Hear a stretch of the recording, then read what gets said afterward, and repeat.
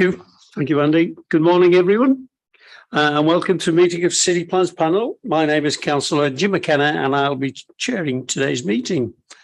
As most of you will know, City Plans Panel deal with applications from the city centre, as well as the largest and most significant applications the council receive. The aim of the panel is to hear all the relevant information from applicants, members of the public, and council officers to help members of the panel make their decision.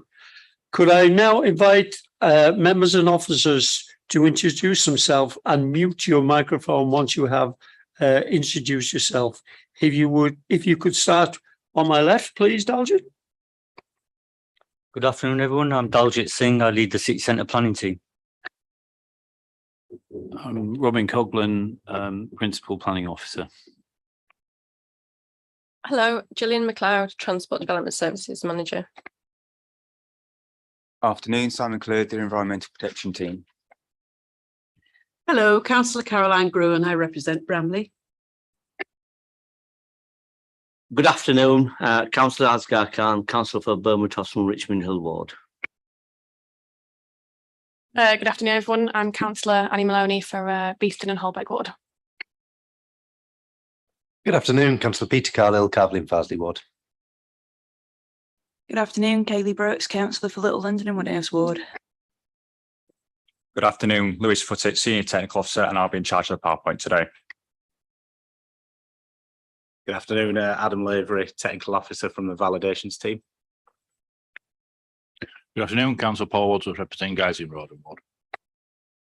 Good afternoon, Councillor David Blackburn, Farley and Wortley Ward.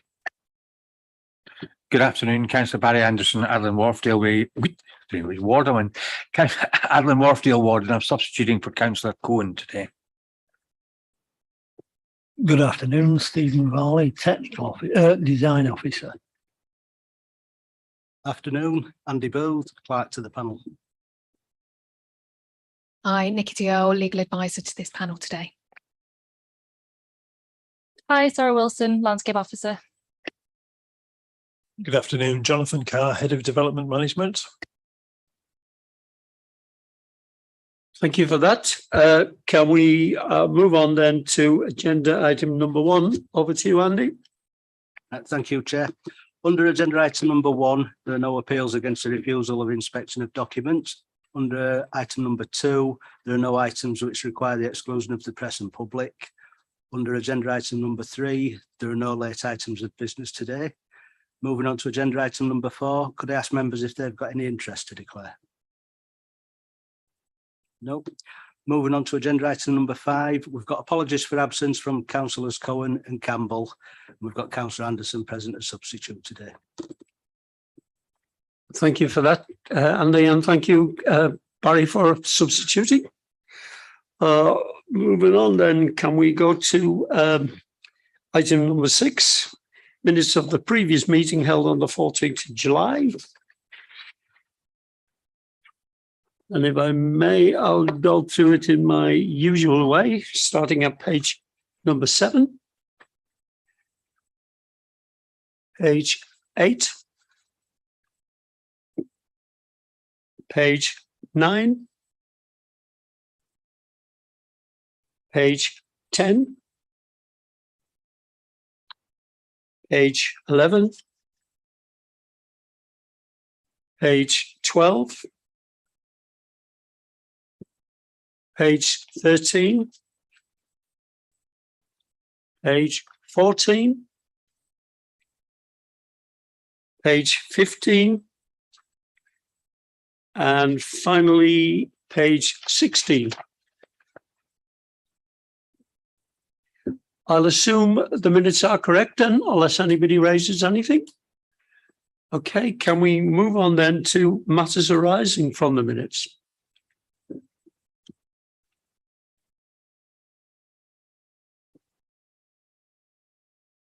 There being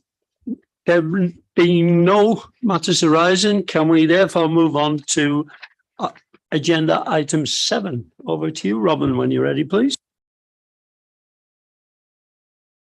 Thank you. Just wait for the presentation to come up. Oh, there it is. So overall, this is a proposal for the multi-generational building. I think it's a commendable scheme with high ideals to be sustainable and support a more balanced population in this part of the city centre. And in terms of meeting our policy requirements, I'll take you through that. So this is a slide of, you can see it's a brownfield site. And in the top left picture, you can see the Allied Glass Works on the edge of the site. The site, the Air Valley Area Action Plan allocated this site, well, the whole, the much bigger part of the situ estate, but it actually envisaged there being a buffer next to Allied Glass. Now, that's not actually been carried forward. So the multi-gen building doesn't have such a buffer, but we have had noise and air quality reports, and these have been agreed by our environmental health people. It basically relies on mechanical ventilation of the buildings, and that avoids harmful amenity problems of poor air and noise. That gives you the red line boundary for this application to give you a bit of context. And also that slide shows where it fits within the situ estate. It's a kind of bird's eye view looking west. And again, this master plan shows that the multi-generational building is sort of on the left-hand side, but it does fit in with the rest of the estate. So in terms of the proposals, there's going to be 80 apartments, but probably what's really special is the proposal for a primary school. And this is something that's recognised as being needed in the South Bank, in the Air Valley Area Action Plan, and it's kind of seen as a essential component of the long-term planning of this part of the city centre. Probably the same goes for the nursery that's proposed. It's not the first nursery in the city centre, but it will help residents of the city centre who have children to be able to stay living in the city centre. There's also a care home, 70 beds, and again, it's a welcome contribution to the diversity of population in the city centre. There's also a cafe. This will be located fairly centrally and serve the whole neighbourhood.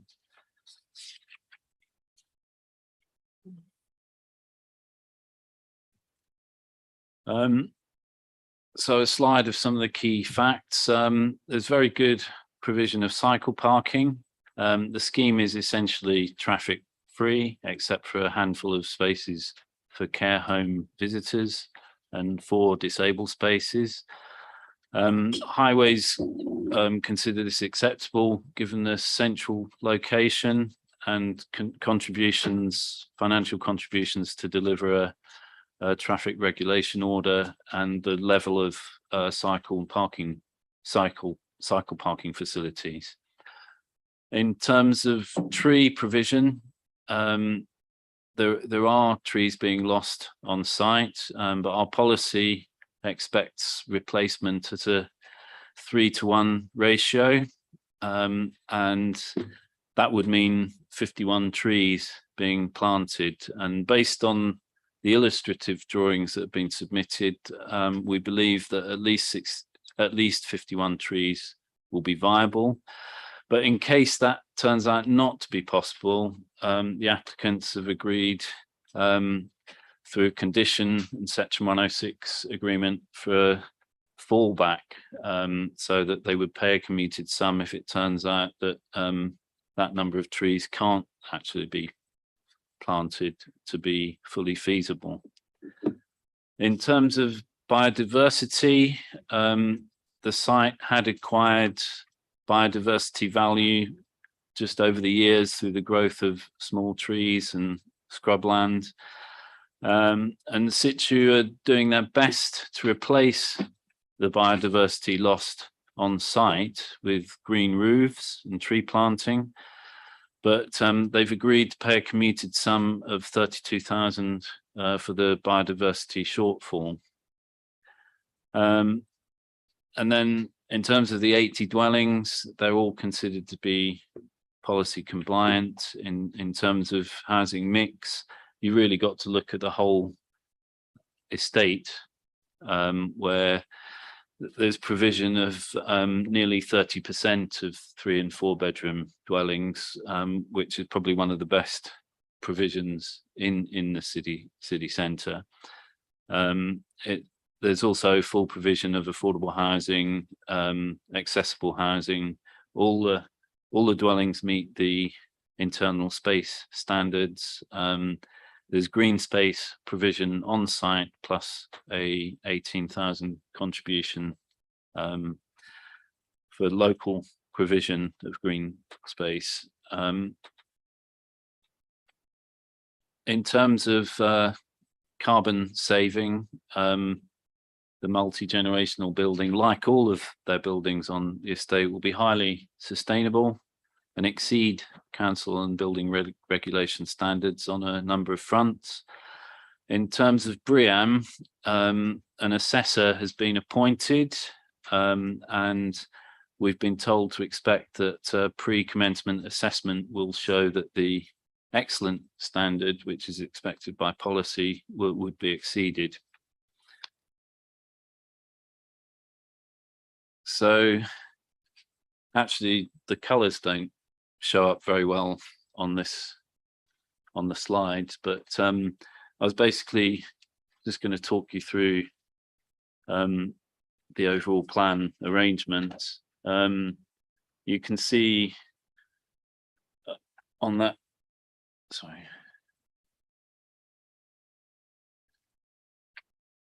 The orientation that way is north, and at the bottom part of the site around here, that's where the care home is proposed. The nursery is next door, just there, and then the school wraps around the courtyard like so, and the entrance to the school, oh, I pressed the wrong button, sorry.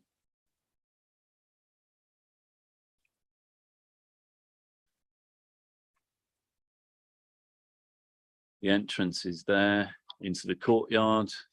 There's separation for the care home and the nursery use there. And all along this eastern side, there's bike storage, which exceeds our standards in terms of numbers. And then at first floor level, the care home is the same at first floor level, but above the school, you've got residential that wraps around the sides there. It's pretty much the same at second floor level. And then at third floor level, the only difference is that you've got residential above the care home. And then, do you want to say a bit about this one? I do, yes. Thank you. So in terms of the off-site highway works and delivery, what we're looking at are, well, there's the car park in the corner here, and we've got requirements for traffic calming around the site. So crossing points, junction islands, that line up with the pedestrian routes that we've got in the mix. The scheme over here is to be conditioned on this application, but it's also conditioned on phase 2. So it would just depend what comes forward first, really. As part of the 278 works, we're also looking at the traffic regulation orders on the frontage and around this part of the site to see whether we can limit some of that to 2-hour limited waiting and protect junctions and other areas.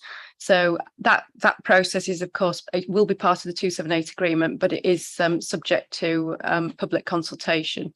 So we can never specifically require it. It's just require that we go through the process. There is then a further £25,000 towards other off-site traffic regulation orders, just to make sure that we are looking at the entirety of this South Bank area at one go, because there's quite a lot of unrestricted parking in the area at the moment. And the parking, we would be looking at effectively extending the city centre controls so that it would be pay and display or pay by phone as it is in other areas now. So I think that's all I wanted to say. Thanks, Robin. Thanks, Gillian. So landscaping, I've really talked about the tree situation already. And then the next few slides just give you an indication of roughly the scale and sort of design that's proposed.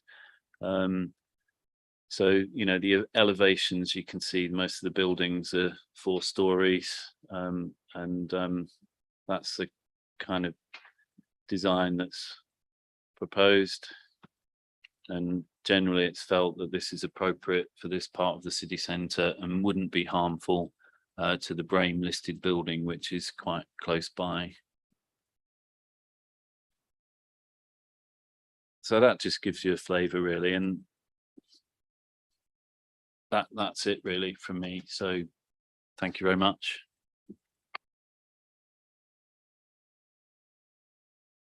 Thank you, Robin.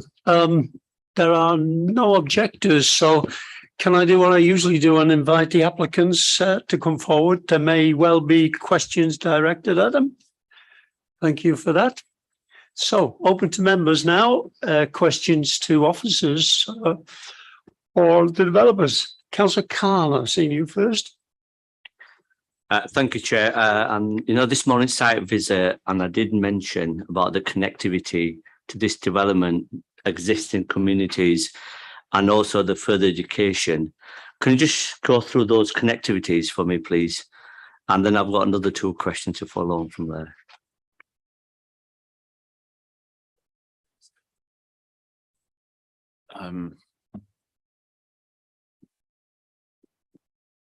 How do I get the plans back up?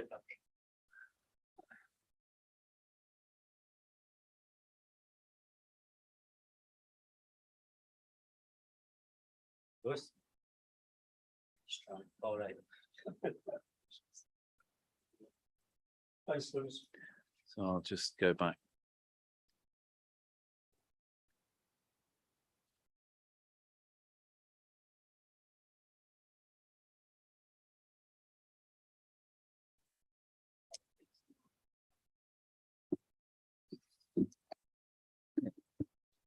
Councillor Khan, in terms of connectivity, as Robin outlined, the scheme, this application, which is a standalone application, is part of a wider estate, and we went there this morning, as you know, and the development is well underway on Low Fold. It's just off the map here, but we walked over the river bridge.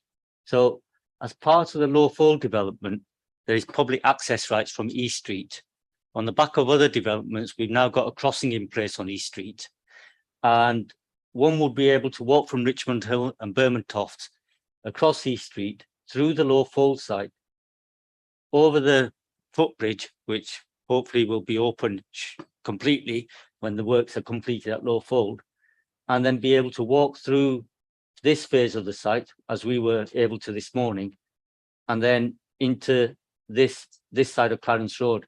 And these will be publicly accessible routes, which will then allow you to make the onward journey to Sainer Lane, or even up here to Carlisle Road and go on towards where the colleges are and Hunslet Road. So I think we are going from a position where sites were impenetrable because they had no access to a network of pedestrian, but pedestrian and cycle routes. Basically, we're emphasising those rather than vehicle routes.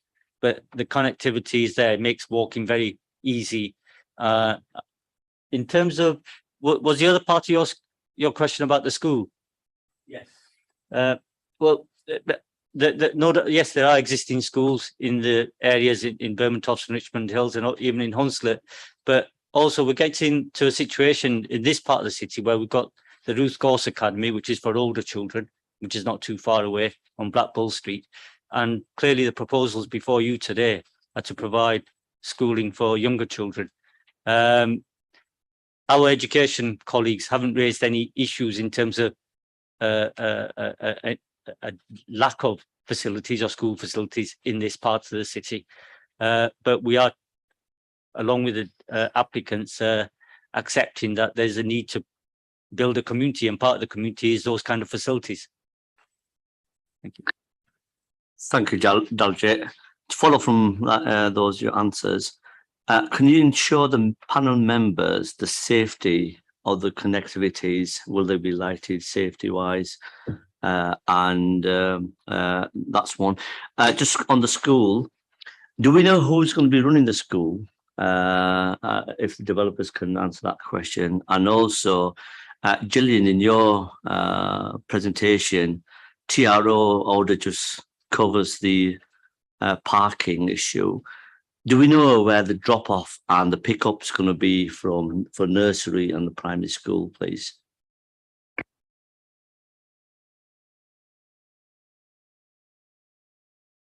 Thank you. So in terms of the could I have the map back up, please? Got the pointer. Yeah, that's great. Thank you. So in terms of the access to the school, my understanding is it's coming in this sort of direction. So that's the kind of pedestrian access that we're aiming for at the school. The totality of the highway works will look at pay and display on street parking. So there is no proposal for a school specific pick up and drop off. What there will be are more opportunities potentially for short stay parking in and around the site on the surrounding streets. The applicants very much been of the basis that this is a school where the staff will be encouraged not to own and bring a car, where the pupils will very much be encouraged not to be dropped off by car. We know in reality that's not something we can either condition or insist on, albeit the travel plan measures aim towards it being car-free development.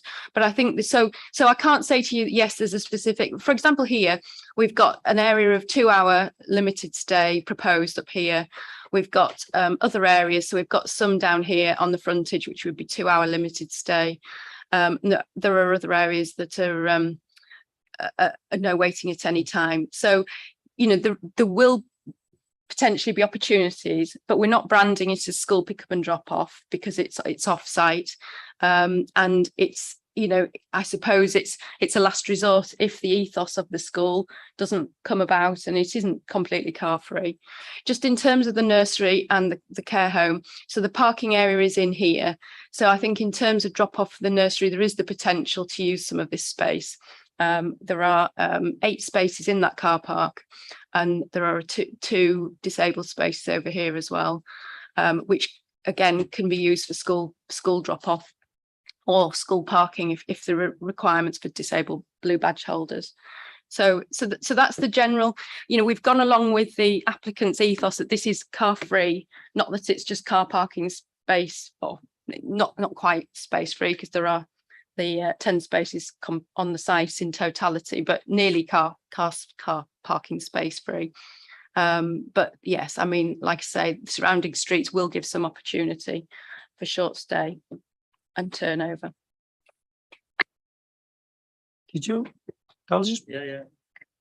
I was just going to say, in terms of the safety of the routes, most of the footpaths through the development are actually through residential areas, so there'll be quite a lot of natural surveillance, for people who are walking through. Perhaps the applicants might be able to say what kind of lighting arrangements there are for those footpaths, because I'm not too sure, but there is definitely a lot of natural surveillance for the footpaths. But if you can address that, and you might want to comment on who will be running the school. We know will be an academy and may well be linked to course, but I guess it's not really a planning matter, but please address it if you can. Thank you for the questions. I think to address the question of who, we haven't appointed a provider at this moment in time. Our view was that we needed to get over the planning hurdle and get planning. However, we've been speaking to a range of different providers in the city. I think to go back to some of the points raised around the aspiration of the scheme is that we're really confident and we're really committed to changing and reshaping the way we live in our cities. If we are to get to the target that Leeds has set by 2030 of reducing its carbon emissions by 85%, that requires us to have to design and change the way certainly we treat these brownfield areas on the within and on the edge of the city centre. So I think to that point, the provider has very much got to be on board with that vision. And we've been speaking to a range that are all very much aligned to that vision and can see this school being a success. In terms of the routes and with the emerging community that already exists now at the Climate Innovation District, we're always very conscious whilst we're going through what is a 23-acre site in total to making sure it's safe. Every house will have its own light, and then there's street lighting that sits ancillary outside the front of each one of the homes. And as already mentioned, all these routes are through residential areas and are designed to incorporate both safety and the residents themselves. Thank you. Coming back to Gillian's point, drop-off and pickups. I know it's going to be the school will be provided for young people from within the development. But however, as you know, Gillian, there will be other young people who will be coming, not from the site, but surrounding areas. And we've all done it as well. We've all dropped our young ones. And this morning, when the panel members were there on the side, we felt definitely there needs to be a drop-off and pick-off point for school. And you can't imagine young people or a parent to park right in the middle of the street and open the door and get young people, because it was busy parking street. So I think I will be putting in my comments as well, Chair. So I think pick up and drop off definitely needs to take up. The other one is there's going to be over 900 mixed use of the site, housing and apartments.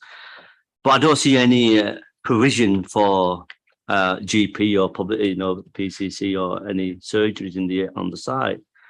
And surrounding area, the ward I represent is Bermondsey and Richmond Hill area, not far from the boundary to this site. We are struggling with GP surgeries in the area. And if you're going to have over 1,000 people, more than 900 houses and apartments, definitely there needs to be a provision penciled in and enforced.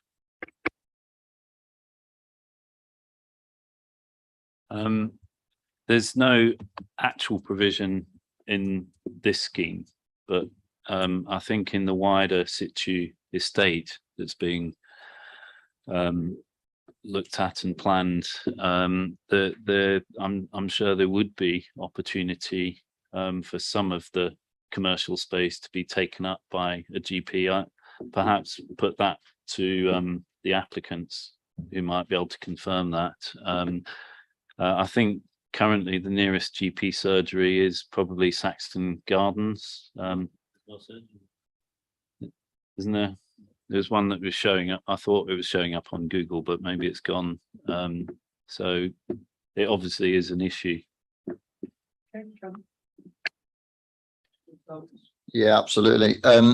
Whenever we take on a new development, we look outside of our red line first, and we spend as much time looking outside. It makes inside the red line a lot easier.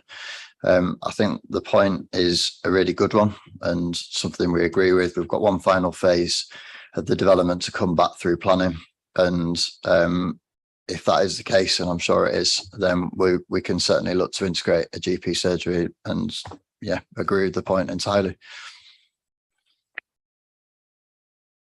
Thank you. Councillor Groom, please. Thank you. A question for the applicants, if I may, Chair, and slightly more philosophical one.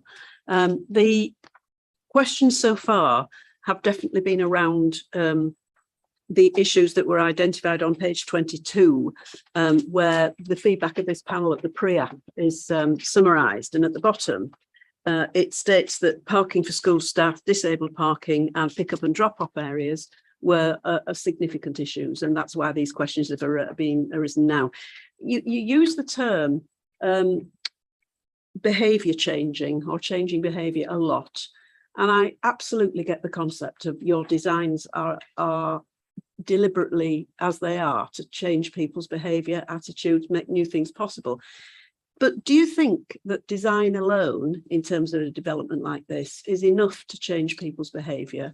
Do you think we're at the point now where people moving into that development will be carless and will behave in the way that you're trying to influence? Or do you think there's other factors need to come in there in order to change behaviour? It's a big thing, changing behaviour. Absolutely. And I think one of the things, and the reason I guess I feel that I can sit here relatively confident with about how we are creating places that change behaviour is because we are capturing the data of the people that have moved there. We've got a community of 66 homes that people are living in, 113 people live there. And the data that we've already collected has shown that most of those 66, I think approximately 52 of them were 2-car households. They're now 1. And we're seeing the first wave of that community of people who acquired a car parking space in their purchase of the house, who are now actually handing that car parking space back to us. We've taken off the road on so far in the 66 houses, 68 cars. And when you look at the carbon impact of those 68 cars versus anything else, actually, versus high performance homes, versus the biodiversity, it's the single largest number in that calculation. However, I think what we realize that the gulf between getting to zero carbon and changing the way we live in our city is quite a big one. And so we have an in-house design team of 20 people that work tirelessly trying to create small shifts to getting us to that position. It's simply, we couldn't just say, let's remove everything and we need to be here on day one. So we're confident with this. We also appreciate the challenge that gives us. We know that having a zero car school in this area at this very moment in time is quite a significant challenge, but we firmly believe that you build it and they will come. And it is very much a chicken and egg situation. As a city right now in the city centre, we've got 10,000 units that have gone through planning and approved. So our belief is that we as a developer will introduce the school into the city centre alongside the care facility, and that will again give an opportunity to people who are leaving the city centre because these amenities don't exist to remain in the city centre, and they are actually predominantly carless. So we understand the challenge and the gap between the status quo and where we've got to get to, but we feel really proud to be hopefully leading that agenda for Leeds and taking that responsibility. I've got a comment. Shall I wait to the comments to make that?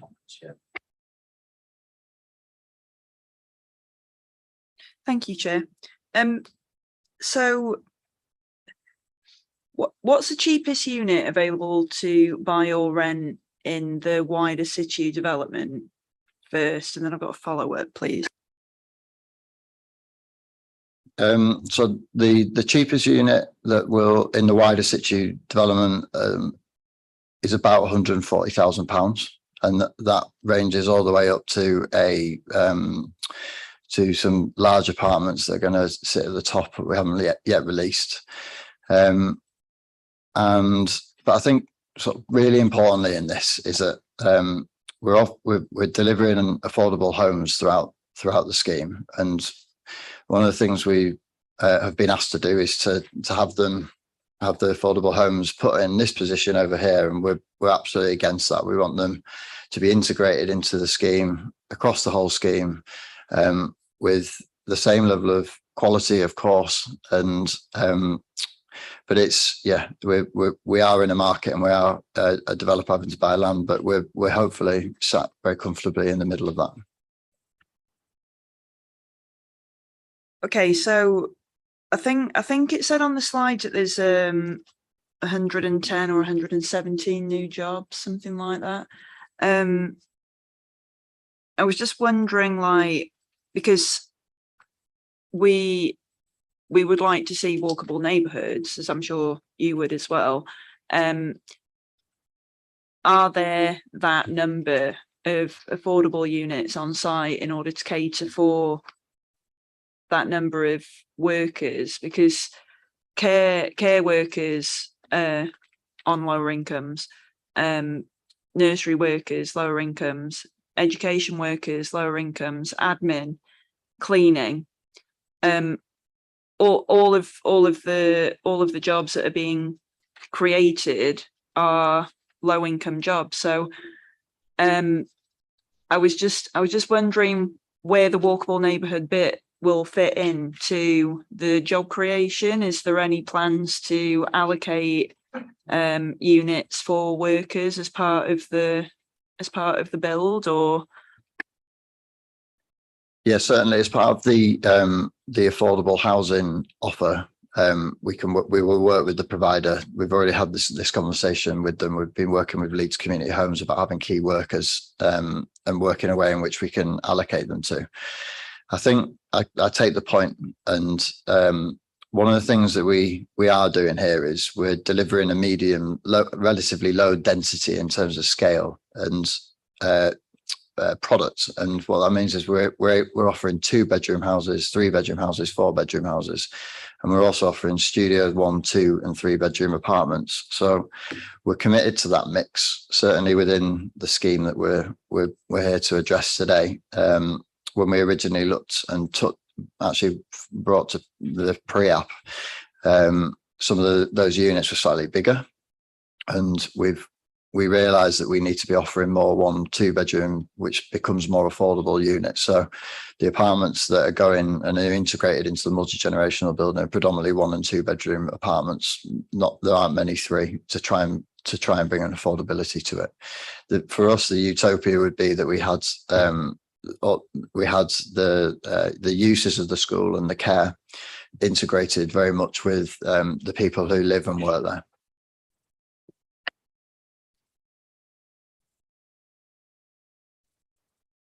Members, or shall we go on to comments?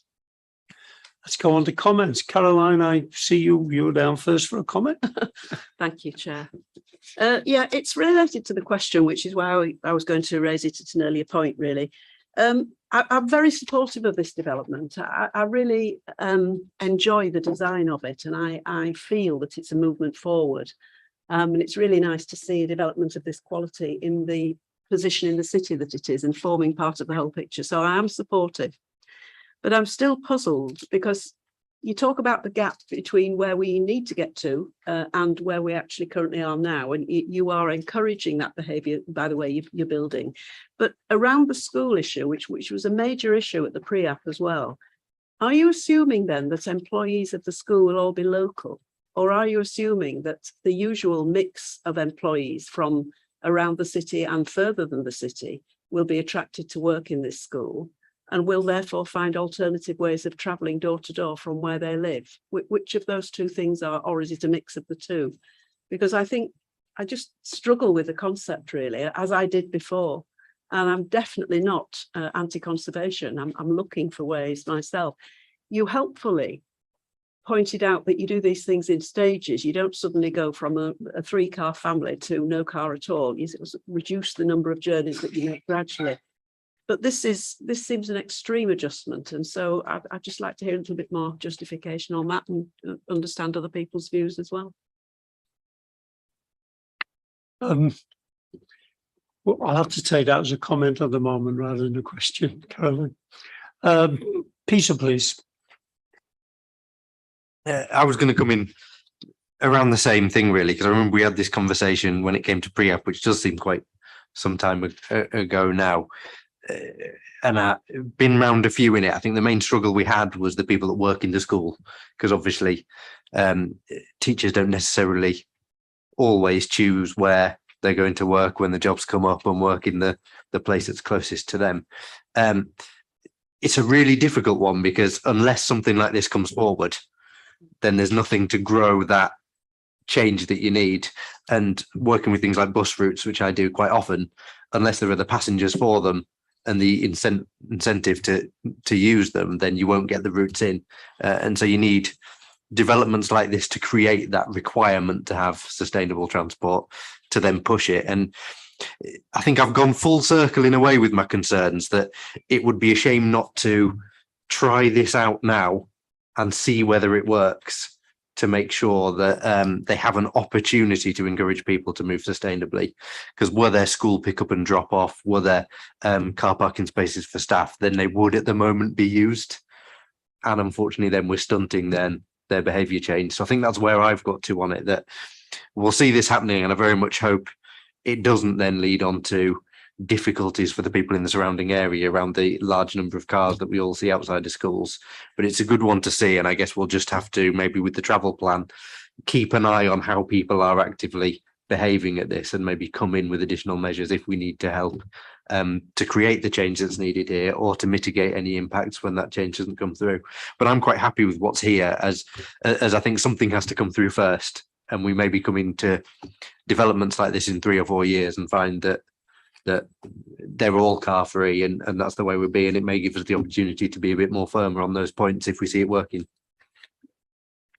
At the moment, quite rightly, Peter, we don't have those policies. Caroline, did you want to jump in again? Please. I just wanted to say I agree with you, Peter, on everything that you said. I think you're absolutely right.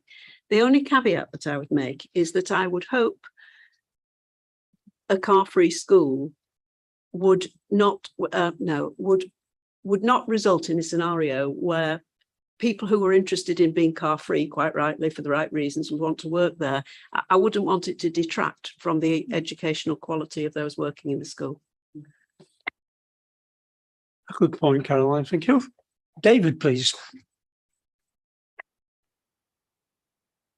I've got to say, this seems a dream project. It's perfect.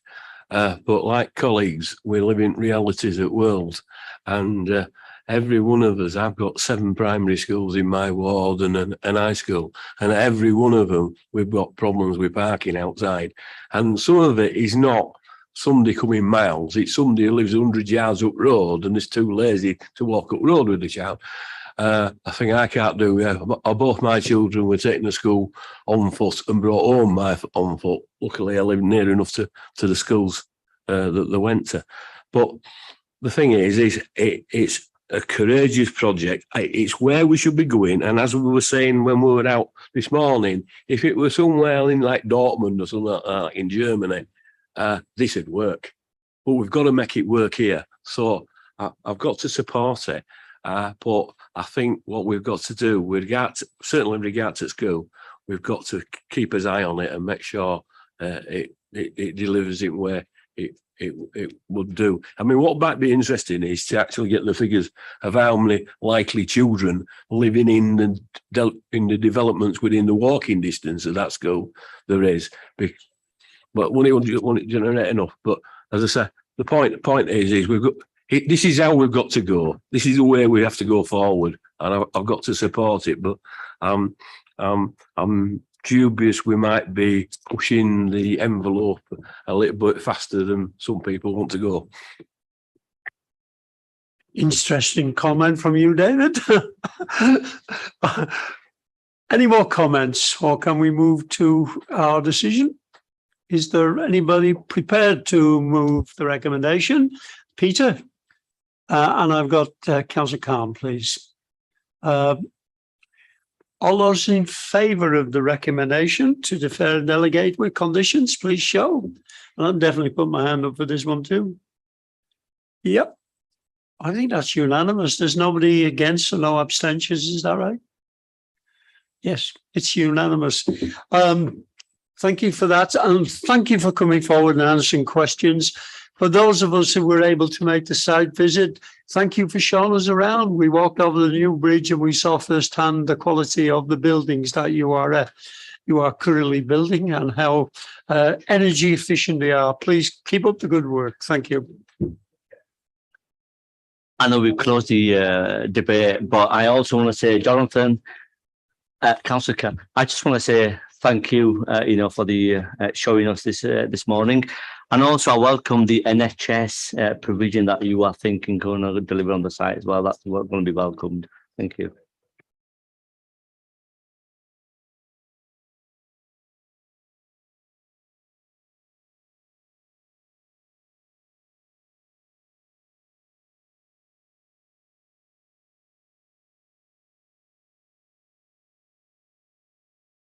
Hey, can we move on, please, to page 63, the Water Lane application, which you deferred last time. There has been some discussion with the developers and there are further amendments for your consideration. Can I ask Dalja to introduce this report, please? Thank you, Chair.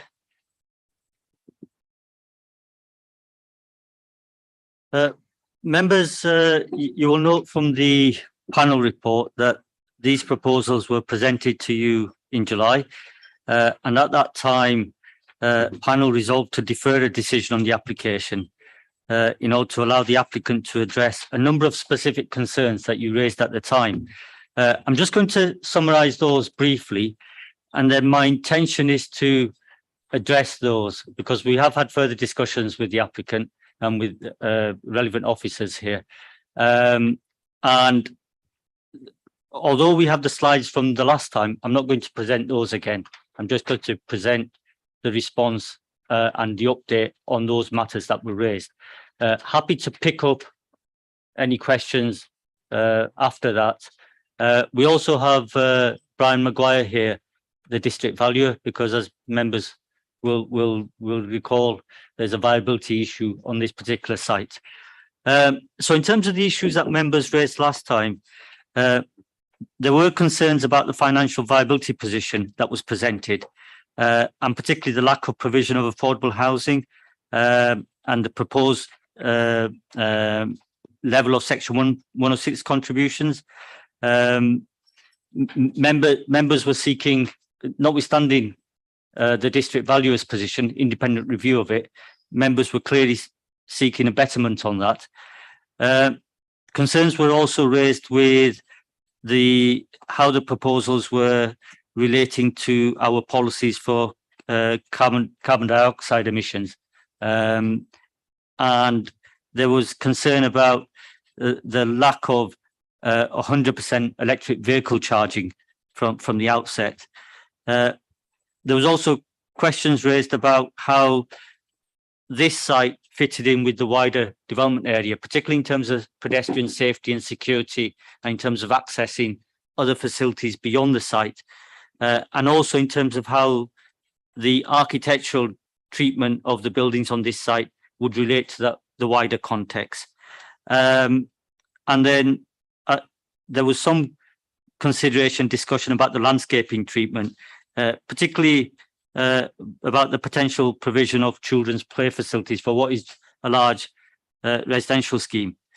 So in terms of addressing those, this slide shows what's happening currently in the area. The site is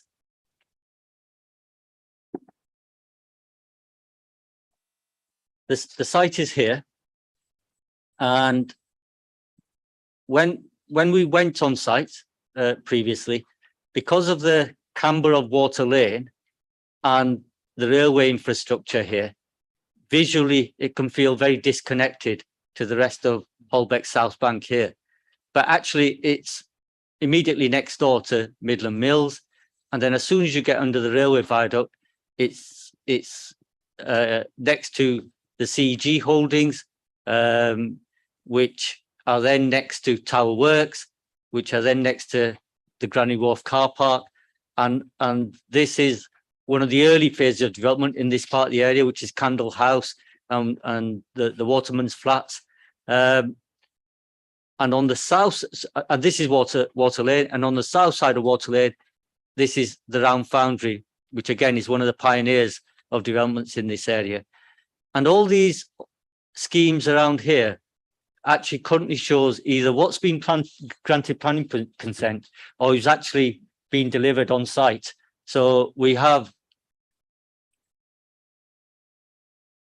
the office development, the first phase for CG coming out of the ground, almost completed. We have a residential scheme at Tower Works for 245 homes there. The Mustard Wharf scheme for 247 homes has been delivered. Iron Works here is for 68 homes, is almost delivered. There are planning proposals being put forward by the council for Temple Works in terms of a development brief. The 216 home development has been delivered at the bottom of Marshall Street, called the Pinyard.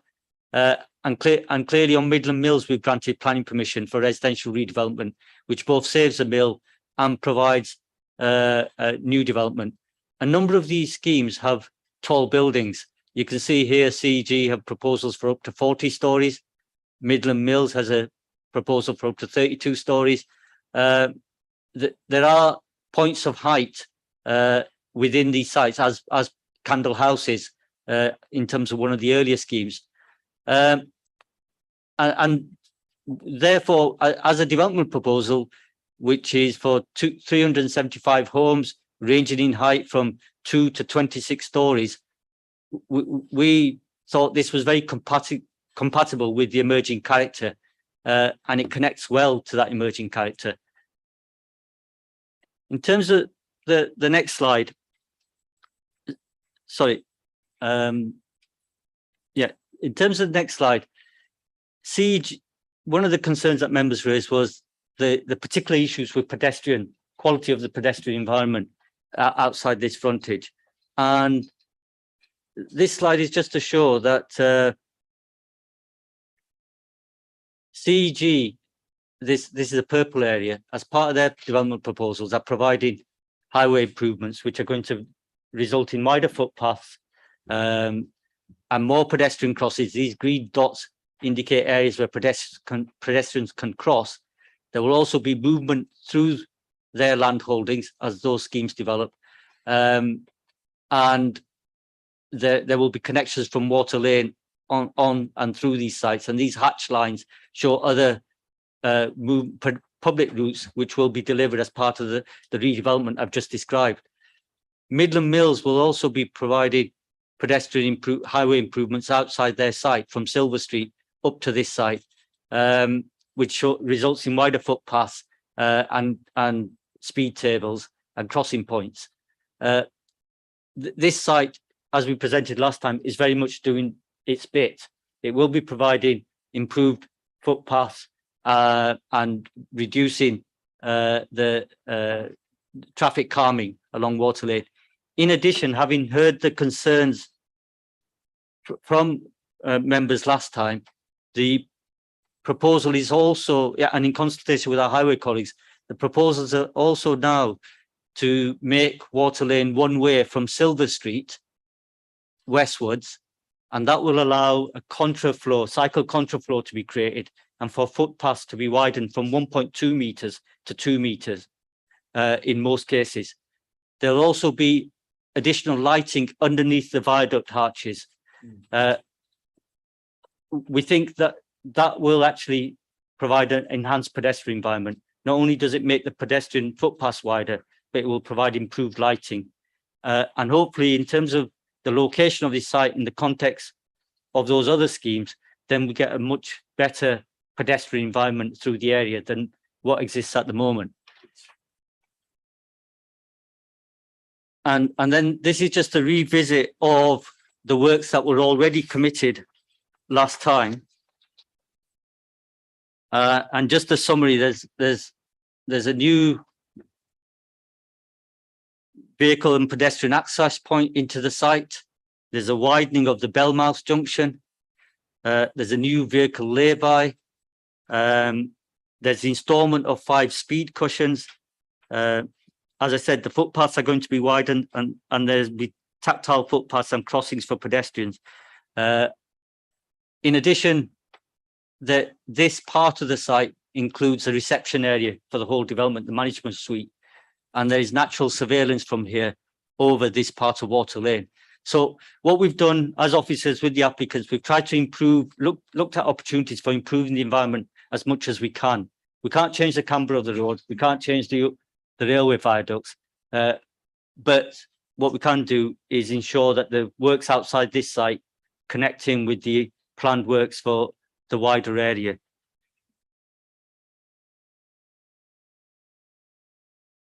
In terms of the affordable housing position, when we considered it last time, members did question the viability position, and members did seek a stronger offering than the options that we put forward in July. The applicant has considered those. There's still a viability position, and that's been verified by Brian. But they've worked closely with their funding partner, and they've reviewed the viability of the project, and they inform us that they've taken a longer term view. So despite the current challenging market conditions, they have come forward with an enhanced offer. And in summary, in July, they were offering 2% of the total units as affordable, 8 units. They are now offering 5%, that's 19 units as affordable. In addition, there's an additional £50,000 being put forward towards the pedestrian improvement works that I've just outlined. Also, all the affordable units will be 3-bedroom units. So our policy only requires them to be representative of the overall mix of development. But the developer has said that all the affordable units in this case that they're offering, the 5%, will be 3-bedroom units. The applicants also responded to, I think, some of the member comments, which was that in terms of the travel plan funding that we had put assigned some money to last time, that should be focused mainly on hard measures rather than soft measures, and that perhaps that could be reduced, some of that could be reduced, and that money put elsewhere. As a result, the travel fund has been reduced to £66,500. There'll still be a significant provision of cycle spaces. There'll still be a cycle hub. So in terms of hard measures, they are still there. But £50,000 will now be set aside towards green space improvements in the local area. Previously, there was no offer for green space improvements. And then we can look at opportunities. Clearly, residents here will be using facilities beyond the site, and we can look at opportunities for that. So overall, there's an increase in the affordable housing provision, and there is an increase in the Section 106 contributions by some £38,000 overall. There's an extra 50 to the highway improvements, but they're reallocating some of the others. There's a reduction in travel fund, and therefore the overall pot has been increased by only 38,000. Now, the viability position hasn't changed. And Brian's independent review was that the scheme couldn't afford this extra amount. But the applicant, as I said, has taken a view with a long-term view with their funder, and they're offering that improved position. Just moving back to the slides, I think one of the other issues was housing mix. There was a feeling, members were saying that, well, our policies ask for 20% as a minimum 3-bed units. Now, this is a flatted development scheme. It's in the city centre. Our policies do have some targets. However, those are subject to a housing needs assessment. So the policy does allow flexibility. And in this particular case, in the city centre, there is evidence that the demographic is for smaller units, for younger people. About 61% of the population are 20 to 30 that currently live in the city centre. However, they're cognizant of members' concerns about the need for family housing, and they are offering 10% of the total units. That's 36 apartments as 3-bed units. And, you know, as I said earlier, 19 of those will be affordable apartments. So that's the position on mix. It hasn't changed. Our policy also says that those targets are subject to viability, and there is a viability case on this site. But from an officer's point of view, the 10% 3-bed provision is actually more in line with recent approvals than approvals that we may have agreed at this panel in the recent past. So I think it's an acceptable offer, but obviously it's for members to consider that in the round. And then I think in terms of addressing the points about how the development here ties in with the vernacular and character of development in the immediate area, this slide is really just showing in terms of the buildings immediately around this site. Firstly, there isn't a lot. There's a lot of cleared site. It doesn't show up on your slides, but this area is all cleared.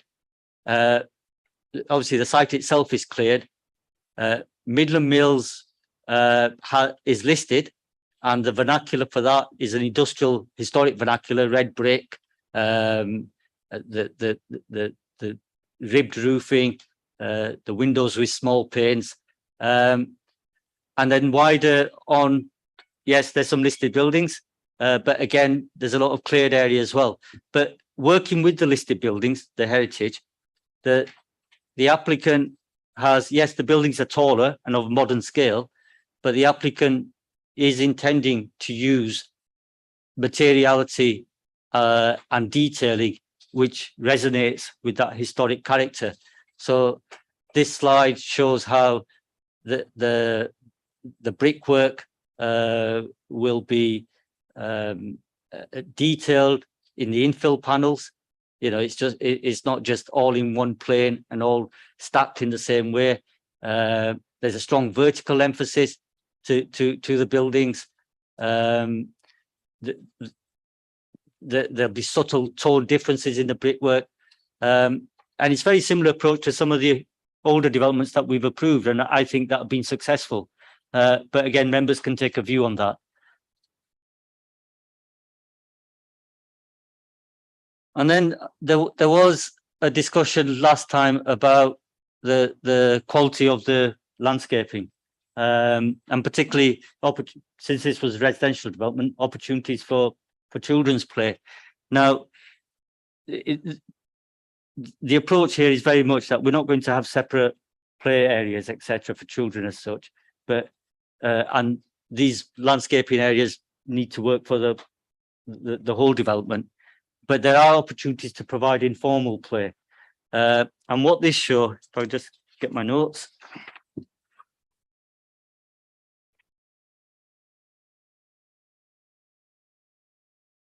So what this shows is that in this location, which is a bit more secluded, and there won't be public access to this, and in this location where there won't be public access, there's an opportunity for pieces of natural play equipment, tunnels, boardwalks, climbing frames, etc. And they can provide opportunities for prolonged active play. So it's not just set out for sitting down and running around in, you know, seating and planting and so on, but there can be some form and design which encourages interaction, boulders, logs and stumps. In addition, there will be, you know, a landscape setting to the proposed development. And in terms, last time we showed imagery which showed high level communal amenity spaces to the development. So there's different types of external spaces, but they can look at some facilities and some treatment for children. And those are details we can control through the conditions. And then in terms of the sustainability issue, now, I think some members picked up on the fact that in terms of our policy for reducing carbon emissions, the development just fell short, 19%. But that was if you measured the development on the basis of what are now accepted as outdated carbon factors, the 2013 Part L building control factors. The problem with those factors is that it was heavily predicated on fossil fuel generation. And in this case, the development is going to be 100% electric heating system in terms of its heating. And nowadays, the grid can provide a lot more energy, which is less reliant on fossil fuels. And so those factors have changed. And if we take the most recent up-to-date factors into account, the overall betterment against carbon dioxide emissions is actually 74%. Our policy asks for 20% betterment, and this is 74%. And that's the position that our sustainability officer has accepted. In addition, the development will be providing mechanical ventilation heat recovery units. They'll be providing photovoltaic cells to generate energy from renewable resources. And then the issue that members picked up on in terms of the electric vehicle charging delivery, the developer has now decided to provide 100% electric vehicle charging points from first occupation. So that's a positive move from an officer's point of view in response to the concerns that members raised. So in summary, there's been an increase in affordable housing from 8 to 19 units. All of those will be 3-bed apartments. There's an additional financial contribution towards pedestrian safety improvement works and highway works on Water Lane. There's also been an agreement, a different approach to Water Lane to make it one way, which allows better pedestrian and cycle facilities. There will be some money available for green space contributions off-site, and the electric vehicle charging points will be 100%. Thank you, Chair.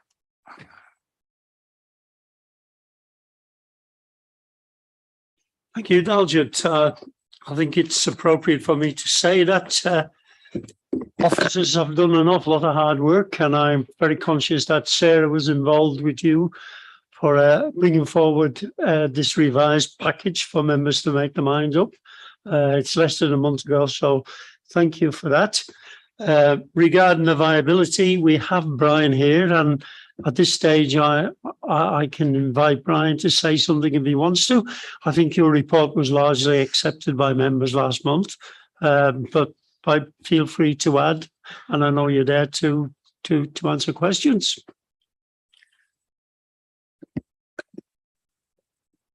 I suppose the nub of the matter is everybody's probably asking themselves how they managed to suddenly come up with a much larger number of affordable houses. I think the report basically says they've done so by taking a long-term view. So I can only interpret that for you. I'm not sure what that means in terms of what they've said, but when you look at viability, there are a variety of inputs, and we've talked about it in the past. You've got the total value of all of the property, its gross development value. You've got the profit that the developer's proposing to make or hoping to make, and of course the construction costs. And in circumstances like this, we're probably looking at a combination of them all.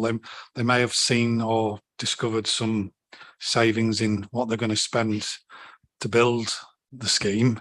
They may have decided that they don't quite want to make as much money as they initially intended at 8% profit on cost, or there may be some other reason, but they've offered what they've offered. I'm not sure how they've got to the offer, if I'm honest. Got to be completely honest with everybody. They might want, they might want to add to what I've said, really, other than taking a long-term view.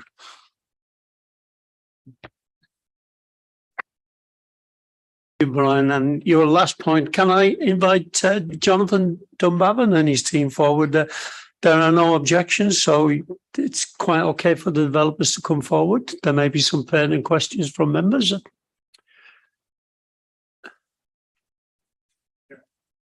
You. Okay, can I invite members to ask the questions they want? Remembering that we have officers here, we have our district valuer and we have developers. So please indicate who you'd like to answer your question, or maybe you want all of them to do, but we'll see. Peter, I'll bring you in first. Thanks, Chair. It's probably a question for Gillian, really. I think there's a lot that's come on from this to a position where we'll be more likely to support this than we were previously. And others will comment on some of the other bits. Some of the points around the housing mix and the housing need assessment are there, and we've seen, and it comes to something we've supported before, but I will say it's our kind of baseline. I wonder whether a bit of a session on housing needs assessments might be quite useful, because what I see here is, for instance, the fact that it brings up in point 8.3, one-person households account for 33% of all households in Leeds, compared with 20% across the rest of the UK. It says that indicates a need for smaller units. I mean, I guess you could say it's indicating that we may be pushing people out of the city and into other areas where they can afford their houses at a cheaper price. So you could take whatever you meant from that, and I'm not entirely sure I accept as written on that we should form a continuation of that and insist that that's the way it happens in Leeds, and that's just different. It may be that, you know, the amount of students we have in the city affects that different to others, but it may be that members could have a bit of a session on that at some point, so we understand more these housing needs assessments and what we can take from them ourselves, especially in different areas of the city. I'll come on though to the one of the concerns I think I had in the previous was around that exit out onto Water Lane. I think Daljeet's shown some really good, given us a good view of what's happening in the wider area, which I think assists with my view of that. Then the one-way section of Water Lane is then the improvement in terms of this. I think that's a really good step, and it's probably what we were expecting more of a development in this area based on the kind of master planning work that's gone in the surrounding area. So I'm really supportive of that. The one thing I just wanted to check is, I'm assuming we've done the modelling of that on residential streets in the nearby area to ensure that we're not going to be pushing traffic coming into the city from the west onto other routes that may be nearby other residential developments, because what we obviously wanted was reduction in the amount of traffic in outside this development, but we didn't want to make the situation worse for others, you know, in the residential streets south of this development similar. So knowing the area, I suspect that this may have a positive impact, because they're not going to go through areas of Holbeck south of this in order to get through onto Water Lane. But I just want to check that we've done that modelling and we don't think we're pushing those vehicles through residential estates or the elsewhere in the city. You, Peter. Jill. Thank you, Chair. So there has been a wider piece of work done looking at Holbeck, and there are other proposals for changes to one-way sections, directions of flow, those sorts of issues going on in Holbeck. That earlier work has been through modelling exercises just to see how it works. Since the last plans panel, we haven't had any strategic modelling work done on this. We've consulted with colleagues within highways and transportation who were supportive in principle. It's very much like the previous site, where because it's all to be delivered via traffic regulation orders, it does have to go through that statutory process. So we can't, in these instances, we can't say it will definitely be delivered, but it's certainly what we've negotiated, what we're intending to deliver. But we will go through all that consultation, and they would come out if there were any objections to that actual traffic legal order. So I think the answer is, you know, there has been strategic modelling done, not of this specific bit since the last plans panel, but I think we're happy generally in the wider highways and transportation service that this is a reasonable thing to do and will be of benefit. I think the 20-mile-an-hour zone, having it one way, having the carriageway narrower, having the traffic calming is going to be very helpful in actually making sure that the speeds are adhered to. Peter, is that okay? Thanks, Jill, that was helpful. Any more questions from members? Al, please. And I see you've convinced them about the play area. Well done. Yes, I'm very pleased about the play areas. Thank you. And it may seem like a small thing, but I think it's still important. In the picture on page 72 of the outside area with the trees and everything, there's a number of seats, which is nice to see, but none of them have backs. And I do think that seats with backs are good. There's at least 8 million people, if not more, in this country who have back problems, who like a seat with a back. And I don't really think they particularly want to sit on a bench. So can we have some seats with backs, please? Yes. Yes, good. Chair. Good. Thank you. And just one other quick question about the play equipment. It's wooden, which is lovely, but that is subject to the weather and it does deteriorate eventually. Will it be maintained? If I can answer, Chair, there will be a management company for the common areas and they will ensure that the play equipment is kept up to scratch. I'll save the rest for comments. Thanks, Councillor Garthwaite. Quick answers to those questions. Well done. Any more questions, or are we going on to comments? I think we might be going on to comments. Al, do you want to come in first? You've said you had a comment. Yes, thanks. Yes, I really appreciate the way in which all the questions that we raised last time have been addressed and answered, and in what I think is a satisfactory way. I mean, you can always say there could be more affordable housing, but this is a great improvement on what we saw before. And indeed, greater number of 3-bed houses flats, I should say, apartments, is very good. The trouble is, if you just say there's this proportion of 1-bedded apartments, therefore that's what people want. It's a self-fulfilling prophecy, and unless we provide more, we won't know if they're lying empty. Then we know that, don't we? But if they're filled straight away, then we know that there is a potential demand there. And even students don't necessarily all want to live in little boxes, really. They like to share. And I like the way in which the pedestrian security has been emphasised and the context of the whole site and the whole of Holbeck looked at, which I think is really important in terms of security. It's not just about the place as if it's a self-contained little bubble. It's about how people get from here and there and from the city centre.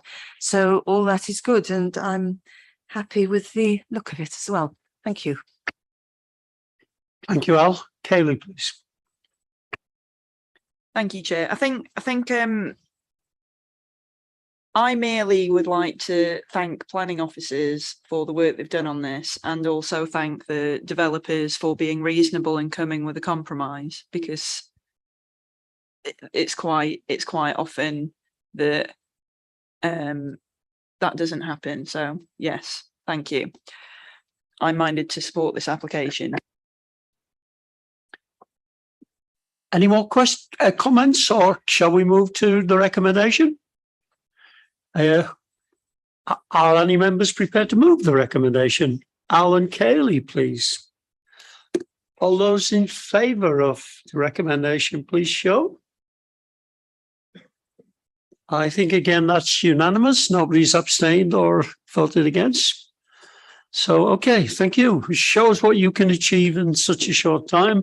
I'd like to thank Brian, actually, while everybody else has been recognised for their contribution, but I'd like to thank our district valuer for bringing such a good report and updating us. And he left a few unanswered questions that we'll leave hanging. So it's something for us to consider in more quieter moments. But thank you to developers also. We have moved in the direction we all want to see this site developed. We don't want to follow for another 15 or 20 years. And thankfully, with a bit of compromise, we've managed to get to that situation. So thank you. And I'm sure I'll see you at the back of the table again fairly soon. Thank you. Can I call for a comfort break? It's very warm, isn't it, for 10 minutes?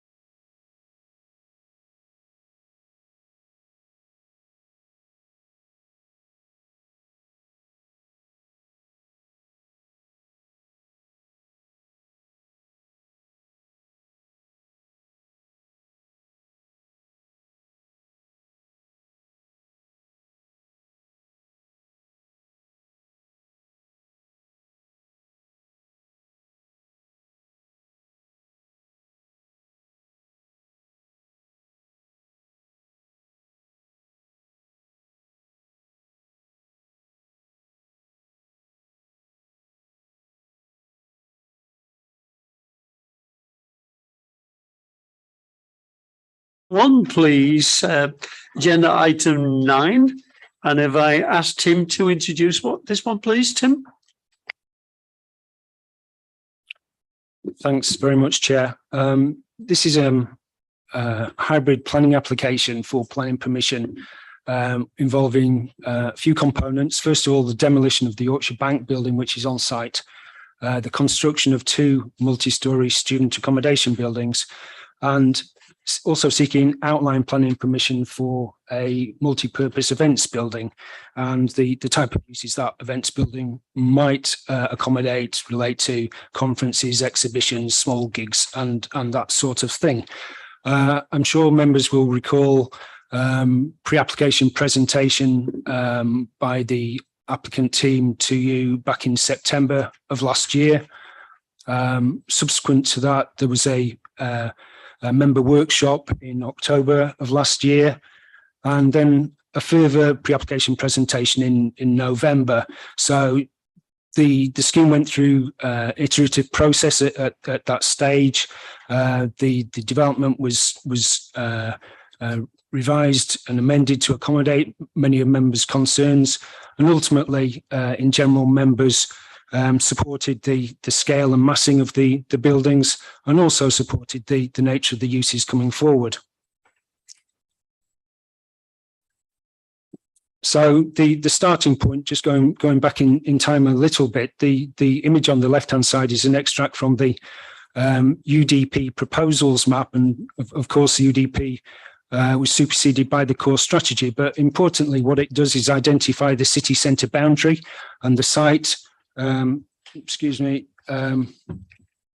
extends from the Yorkshire Bank building along Clay Pit Lane frontage up to the inner ring road. Of course, the arena has subsequently been built pretty much approximately where the 14 numerical is.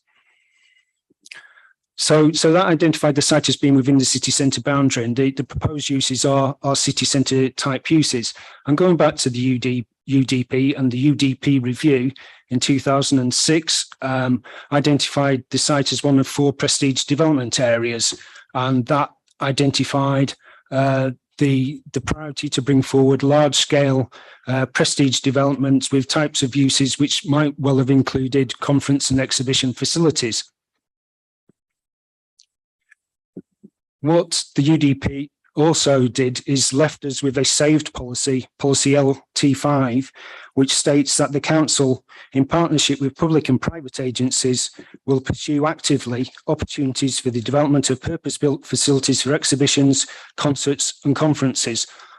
So it's been a long-standing ambition of the council through the development plan to bring forward that type of use. On the right-hand side, it's an extract of an image from the Tall Buildings design guide, and that helped to set the framework for the scale of buildings coming forward. The inverted C, if I can describe it like that, in the green colour, and the banana-shaped blue, the overlap of that position is where the site is, and it identifies the potential for a cluster of tall buildings in this location. So what that planning framework did was to identify a potential for large city centre type uses and buildings in this area. And in some respects, that acted as a stimulus and a catalyst for what came forward over the last 15 years. Excuse me, I just need to have a quick drink. So the arena, obviously the building with the big green roof, was granted planning permission, outline planning permission in 2009 and opened in 2013. The area out to the front is a hard surface piazza area, which I'm sure members will be familiar with, between Clay Pit Lane on the western edge and the arena lens and the entrance on the frontage. Whilst assembling the land for the arena, the areas which are presently laid out as temporary landscaped areas were formed part of the development area for the arena site itself. So consequently, although the ambition was to develop those areas at that time, it wasn't possible to develop them simultaneously. But subsequent to that, there's always been the intent to bring them forward for development. The sale of the Yorkshire Bank in recent years to Downing has enabled the land holdings to be brought together and then to facilitate and enable the development of these sites as a whole. I'm afraid the image is washed out a little bit, but I think you might get the idea that at the northern end of the site, the plot, I'll just zoom back just so you refresh your memory. Northern part of the site, the landscape bank here, and at the southern end,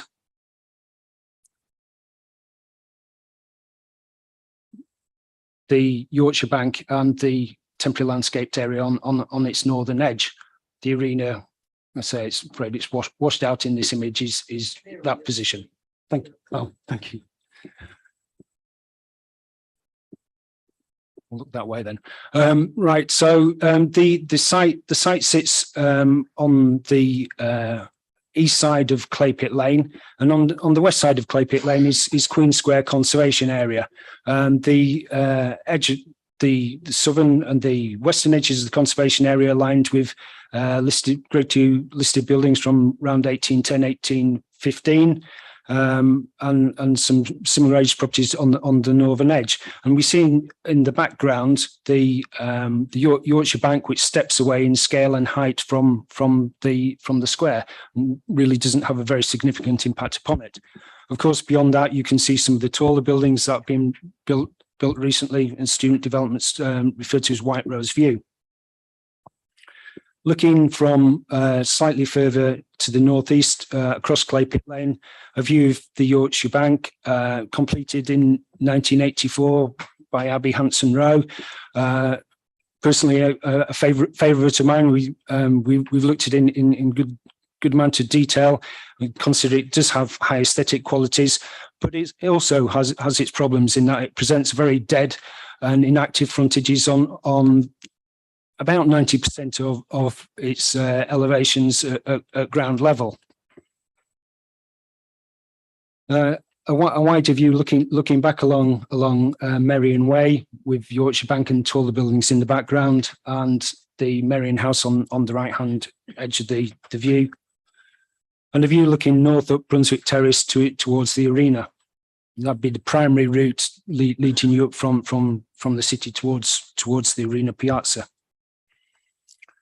And looking back from the front of the arena across towards Yorkshire Bank, across the hard surface piazza and the temporary landscaped area on the southern side, and similarly looking northwest across the northern landscape plot, and the building in the background, Sky Plaza, is a 36-storey student building for Unite. And looking up Elmwood Close, this is the turning head, which provides access for taxis on the event days in particular, and the site, the northern site boundary effectively would go along the edge of that space. This is just another view from Clay Pit Lane, of course, reflecting the fact that you get oblique views of the arena as you're approaching from the south. And likewise, views from the north and northwest are limited by the topography, by the presence of other buildings. And this is the most open view, but even the main arena frontage is obstructed by the existing trees. And what you're reading is the side of the building. But the important view of the arena, the arena lens, and we, in discussion with the architects, were set out as number one priority in relation to impact on the townscape, to ensure that this key view of the arena would be unaffected. And so having amalgamated the land gives the opportunity to bring forward three plots. As I mentioned at the outset, two student buildings, and they're buildings A and B. And building C ultimately would be a multi-use building. This image also gives you an indication of some of the landscape that's intended to be brought forward as part of the development. And it's likely that the development will be phased. The first phase being the northern part of the site. Excuse me. Phase 2 would come along following the demolition of Yorkshire Bank, and then phase 3 at some later date. So building A, block A, is the first student building. It's primarily linear in form, and you might notice the edges of the building. It's a symmetrical form, but there are 11 angled facets, which, when we look at the elevations, create a really interesting and dramatic appearance, which we will see in those CGIs. The center of this symmetrical point, there's a crease line in the building, which again helps to amplify the detail in the architecture. What we see also in this image again is the intent to landscape both to the south of the building, and also new street trees in Clay Pit Lane, and potentially also additional tree in the traffic island. This is the ground floor of the building. I'm afraid the image just rotated a little bit, but the arena is at the bottom of the screen, and the Clay Pit Lane running along across the top.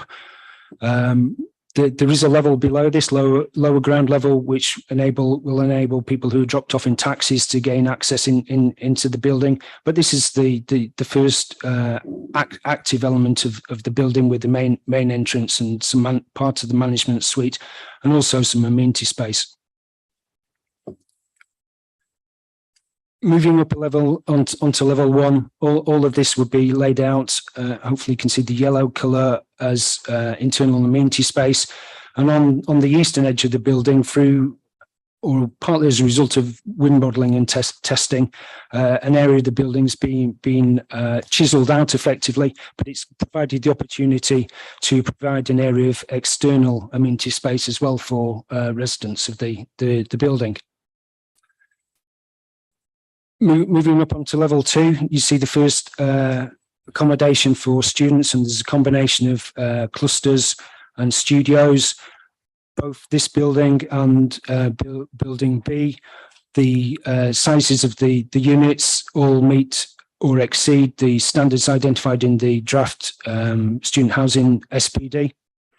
And on the northern and southern edges of this building, you'll notice coloured blue, the dining kitchens. I'm sure they're going to have some great outlooks looking north and south from the building.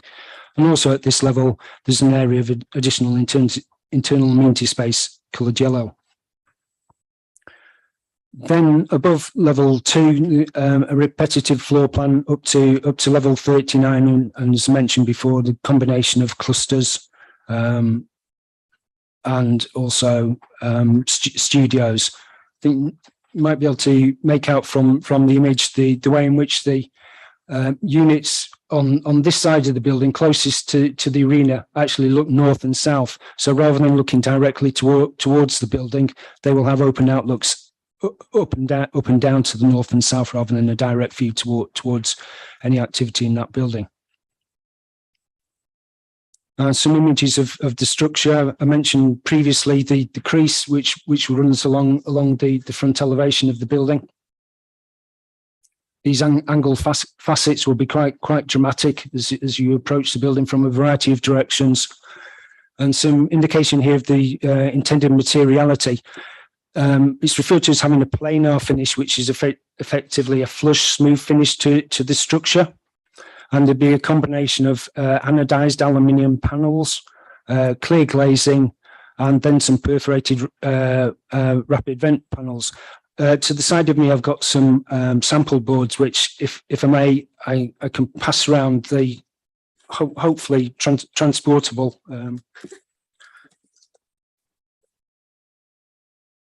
So what's coming around first of all are the materials for building A.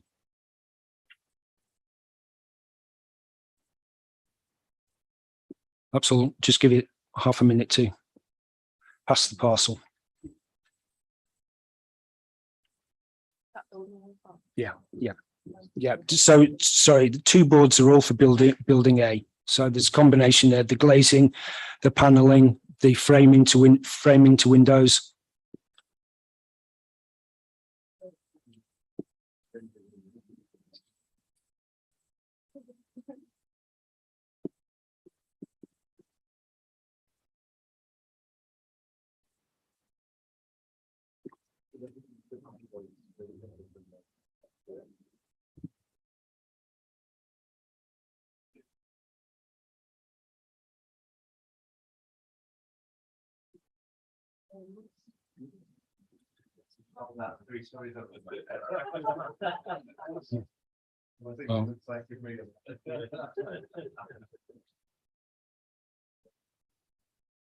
Ultimately, of course, we will have some full-size mock-up panels built to give everybody more confidence about the end product. But I think you'll see through the sample boards that high-quality material finish is intended.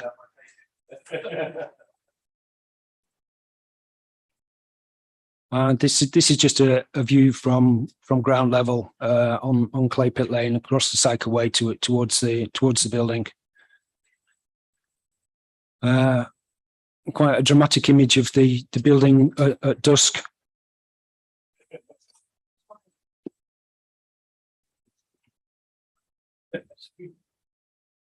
Steve. Sorry. That's the parcel.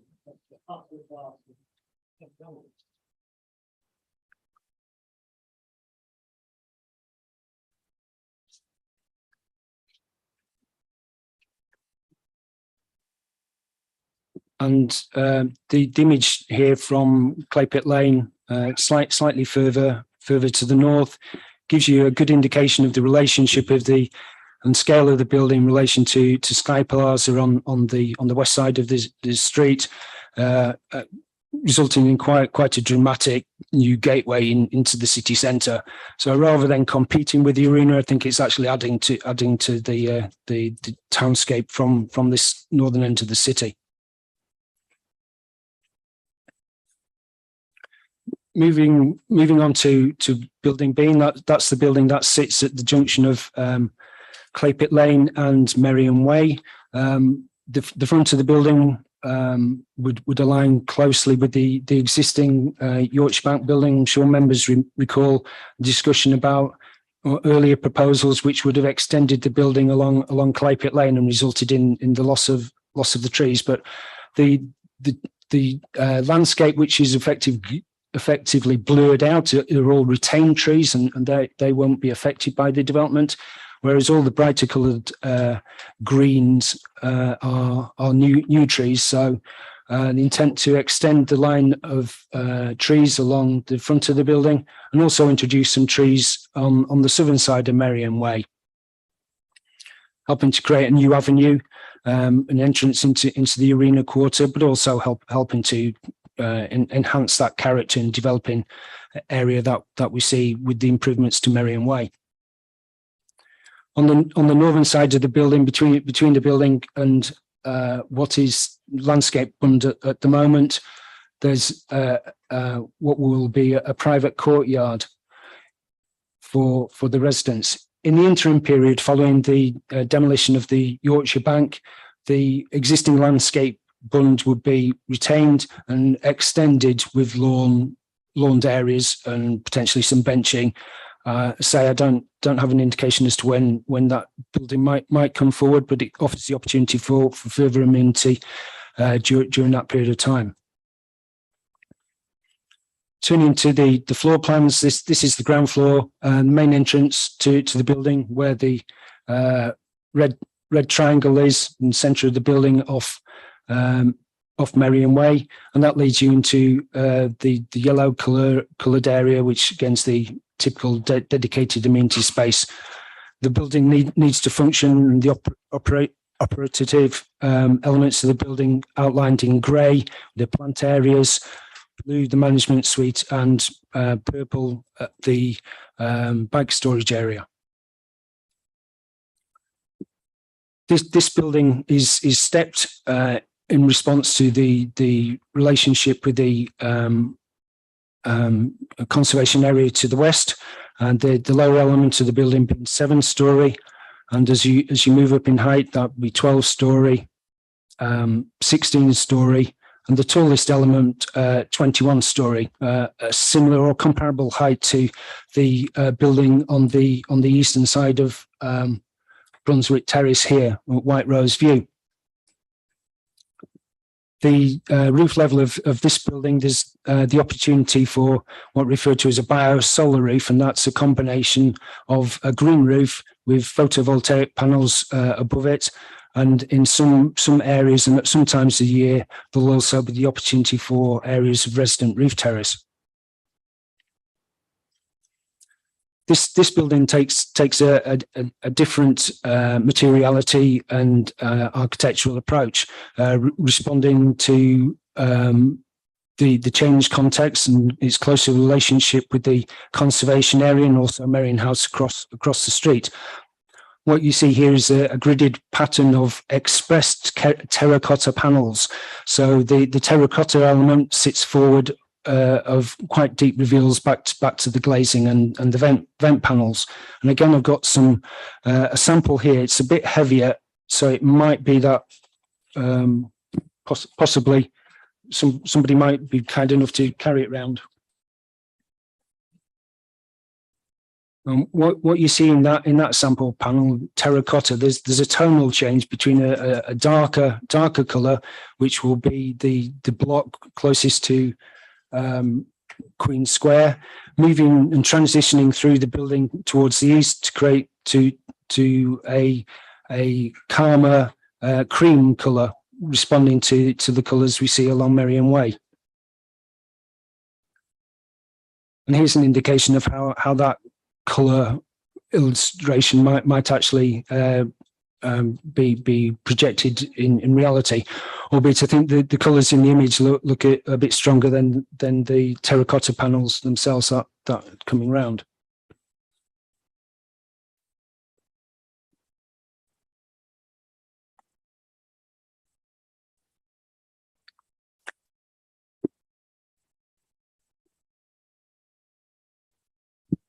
That's a slightly wider view from the southwest, looking along Merrion Way to the right hand side. We've retained trees and additional street trees along Merrion Way. New street trees along Clay Pit Lane, leading you up towards the new tower, Block A.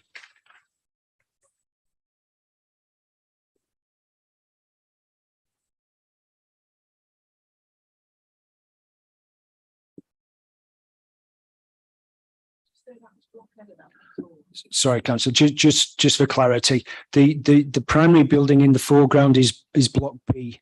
So that's the one which steps up from 7, 12, 16, 21 storey. On the left-hand side of the image is Block A, which is the smooth, polished, finished building.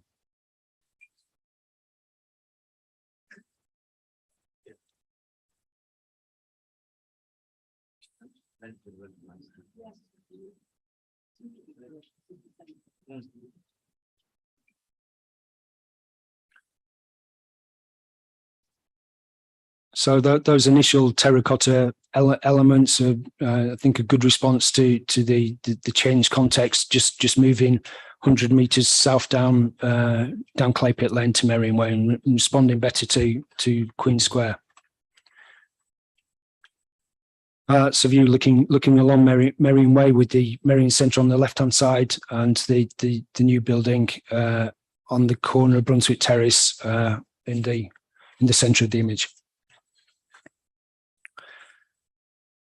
The third component to the hybrid application is an outline element for this multi-purpose events building. Being an outline, the proposals aren't developed in detail, but as part of the application, parameters have been submitted which identify the position of the building in relation to the various levels of that building. So if you can look at the widest edge of the building, there's like a blue turquoise element, and if you were able to read the script in red alongside it, it gives you an indication that the outer edge of the building could be where the black line is, but it could equally be I think it was 6 meters further back than that potentially, and that's the same as you go up through the building, in that the outer edge of the potential elements of the stories reduce going up in elevation. The tallest elements of the building, and it could be up to 28 meters in height, are located in the diamond area towards the arena. And this parameter is the vertical parameter plan, which sets the limits in relation to height. I think I just mentioned how tall it could be potentially. It's equivalent to about seven stories, albeit the story heights themselves would be enlarged relative to a standard residential element or office element, for instance, given the nature of the use. And that section there just gives an indication in very simplistic form as to potential maximum scale of the building.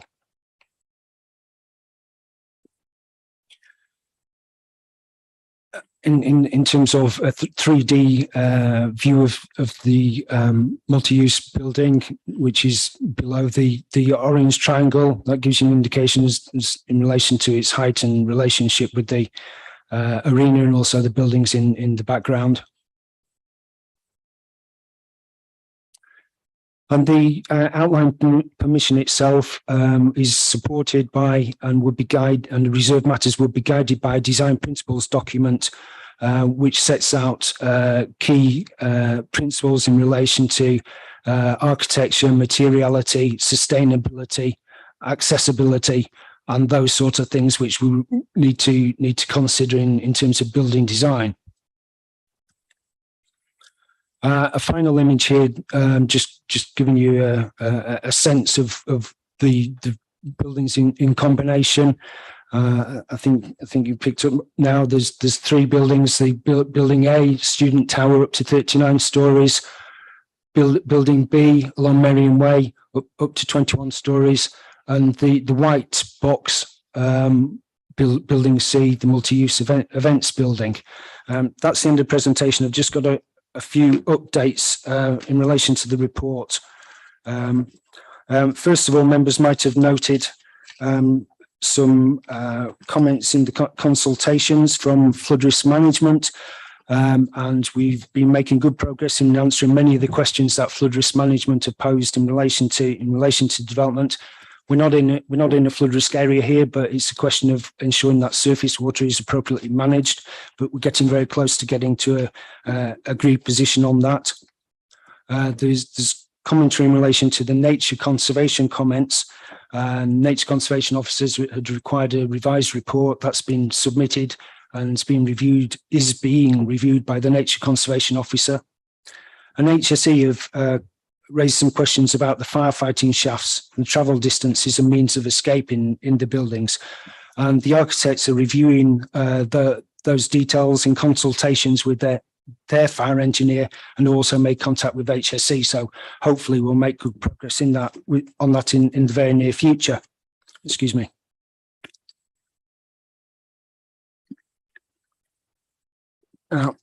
Further to the drafting of the report, and over the past couple of days, we've also received 5 objections to the planning application, specifically to the multi-use building, which is part of the application. And those objections come from Harrogate Convention Centre, from Destination Harrogate, which I believe is part of Harrogate Borough Council, also from Harrogate District Chamber of Commerce, Harrogate Business Improvement District bid, and the Crown Hotel in Harrogate. And their comments and objections relate to the impact of the multi-use building on Harrogate's economy, and in particular in relation to the convention centre and related businesses. As part of the planning application, an economic impact assessment was provided, and officers looked at that report, and it's a detailed report which outlines that up to 1% of trade will be diverted away from Harrogate Town Centre, and up to 6% of trade will be diverted away from Harrogate Convention Centre should the multi-use building go forward. The objections that we've received are all very, very similar, albeit they go into detail, which I think somebody might talk to in a couple of minutes. But they suggest that the report is based on outdated information, is an inaccurate assessment of the impact on Harrogate, and also significantly underplays the impact on Harrogate's economy. That's all I've got to say for now, Chair. I'm sure there might be some questions later coming forward. Thank you. I'm absolutely sure there will be, Tim. Thanks for that report, and thanks for providing us with as much background as you did. We have an objection. Well, we have 5 objections, but we have an objector who wishes to speak, and I will call her forward now. That's Paula Lorimer. If you'd come forward, Paula.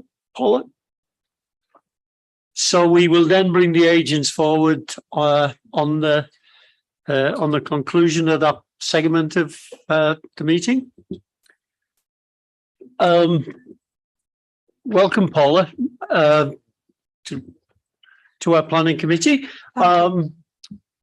You have up to 4 minutes to speak when I'll give you the signal, and I usually am a little bit flexible, so don't worry too much. And members will then have the opportunity to ask any questions they feel relevant. We will then invite the applicants to come forward, and they may address some of the issues you raise. And again, members will have the same opportunity to question them. So when you're ready, please begin. Thank you, Chair. My name is Paula Lorimer, and I am the Centre Director for Harrogate Convention Centre. And I thank the panel for giving me the opportunity to speak today. And I'm supported by John Worthington from the Planning Office in Harrogate Borough Council.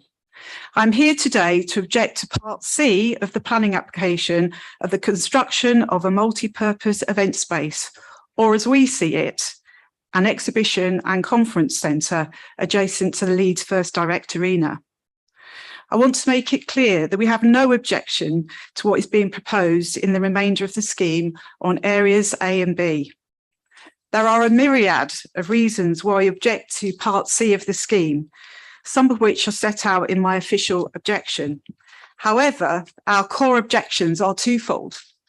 Number one, the absence of any dialogue between Leeds City Council and Harrogate Convention Centre, or indeed Harrogate Borough Council, in relation to this proposal. Considering that your own policy LT5 specifically refers to the protection of the economy of Harrogate Town, when assessing such schemes, we would have expected to be consulted in advance to this application, seeking outline planning permission. And we do not believe that it is addressed in there the impact on Harrogate Town, as it focuses specifically on Harrogate Convention Centre. We are hoping this is an inadvertent oversight. Had this consultation taken place, we may have avoided having to take a route of objecting today. Well, we were left, unfortunately, with no alternative. Number two, secondly, we object to the content and conclusions drawn in the economic assessment case set out by Volterra Partners. We say this report is flawed, inaccurate, out of date, and in some areas, totally wrong. We have only set out currently our initial objections, as due to the lack of consultation, and only finding out about the scheme 4 days ago, time was not permitted to us to include all we wanted to say, unfortunately. However, I want to give the panel 3 quick examples of what we consider to be glaring errors within the report, which are as follows. Number 1, the assertion within the report suggests that Harrogate Convention Centre's visitors and Harrogate's town economic impact is drawn from an older demographic that live within the town is totally shocking. In fact, less than 1% of Harrogate Convention Centre's business is derived from community-based events aimed at residents, and the role of the convention centre is to attract visitors, whether business or leisure, to the region from the whole of the UK and abroad. The regions we serve also include Leeds City Council region. No UK trade or public exhibition or indeed conference would be able to be sustained by Harrogate Town Centre's residents as claimed. Number 2, the data relied upon within the economic impact case is in some areas 5 years old, pre-pandemic, and takes no account of the new business strategy adopted by the venue since 2019, or the new redevelopment plans for HCC seeking approval at Cabinet next week in Harrogate to progress to REBA Stage 4. We also believe that the estimated negative impact of the proposed development would have a negative impact on Harrogate Convention Centre is underestimated by 50%. Also, extremely worrying is the fact that on your report today at 3.4.1, the exhibition size is different to the one that's actually appraised within the report by 1/3. So we believe we have a strong and productive relationship with Leeds City Council, so much so we gained letters of support from you, which we're very grateful for, and also from the Combined Authority less than a month ago. Therefore, we were very surprised not to have been consulted on this matter.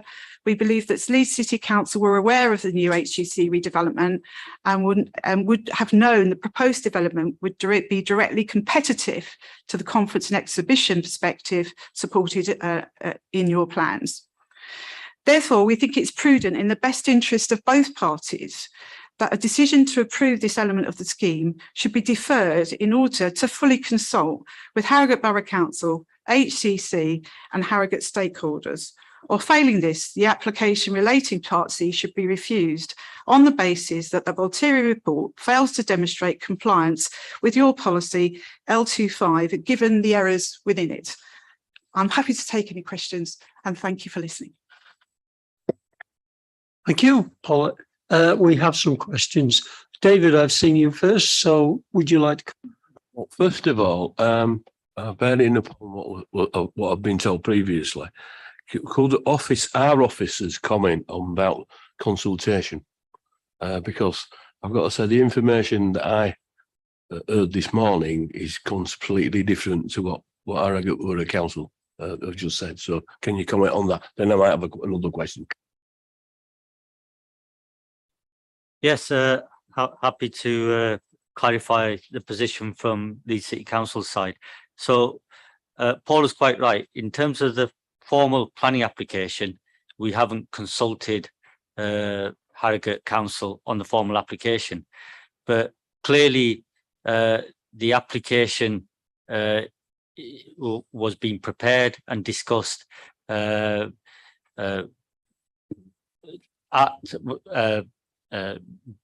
to its formal submission, and Leeds City Council is in part the applicant. And as part of that process, the Director of City Development contacted Harrogate Council's Chief Executive, making him aware of the impending proposals, outlining them and inviting engagement. And this was August last year. And at that point, the Chief Executive acknowledged that contact and copied Paula in, amongst other colleagues, to take the matter further forward. And we haven't heard anything since. So we did try to engage with the council, out with the planning process, because Leeds City Council are also the applicants here, and we have had no response. But notwithstanding that, we've given the opportunity as part of the planning process for Harrogate Council to come attend today and to put their comments to us. Thank you, Chair. Thank you. And can I just say it was a late request to myself to allow Paula to speak on behalf of the objectors. I only received it yesterday, but being a neighbouring authority, and I felt that you would agree that if I said yes, they could speak, although it was outside their time limits, just to make that clear. But I'm sure you'd want to know anyway if there's objectors from Harrogate and consider what they have. I'm also aware that because of the late reports, you don't have the objection in written form, which is not ideal. So that's something for you to consider. We just had a verbally from Paula. Caroline, please. Just on this issue, and to be absolutely clear in my understanding, Paula, are you here to represent Harrogate Council or specifically the Convention Centre? I'm here today to represent Harrogate Convention Centre. So I conclude from that then that the council were invited to attend and have refused, or declined is a better word to use. Is that correct?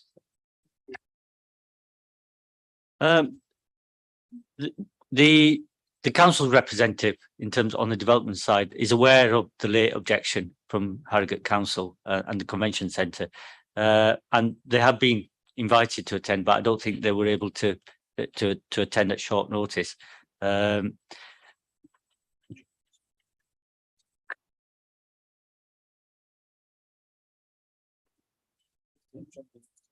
John, do you wish to come in? I know you're a planner from Harrogate. Yes, I mean, I work for the council. I'm here to support Paula as the objector, the objection coming from the conference centre. But as you may well be aware, the links between the conference centre and the council are significant. So that's why I'm here to support her. So I am effectively representing the council in our support of the objection that the conference centre put forward on this. And inevitably, given it was a planning matter, we've played a part in putting that objection together. Yeah, so having established that and the fact that the impact on the Harrogate Convention Centre is a material planning consideration, in the report, it says that the impact is not significant enough to matter, basically, and that's what's being disputed. What does our policy say would be significant enough to be considered? The policy doesn't state that there's a bar or test against which we should resist any application for conferencing facilities. In fact, the policy is quite positive about promoting conferencing facilities in Leeds, but there is a requirement to assess the impact on Harrogate Town Centre as a whole, not particularly its conferencing facilities, but it doesn't go beyond that. Okay.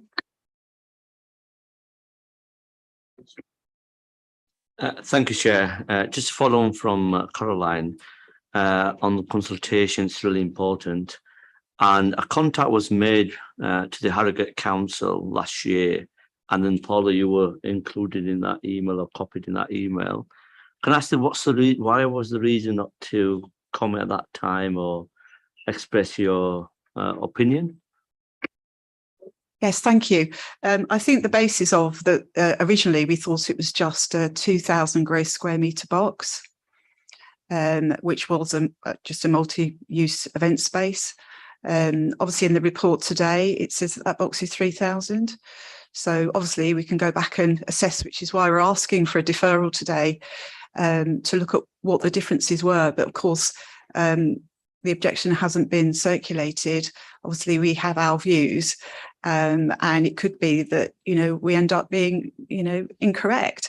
But hopefully a deferral and obviously consultation, which I've heard early in the meeting today, is a very positive thing, especially for a neighbouring authority.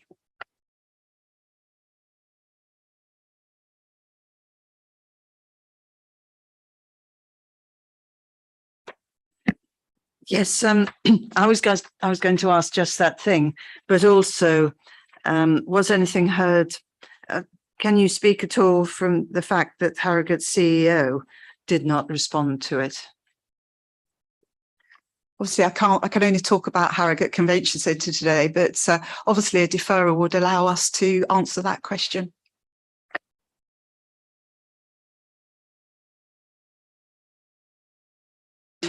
Just as a comment, I am aware that the Local Government Association conference was held in Harrogate only at the end of June this year.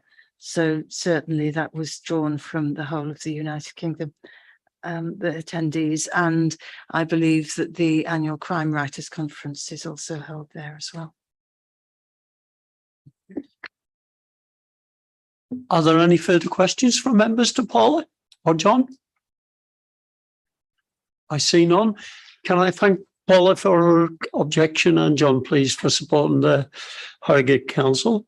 And can I bring forward the developers, please?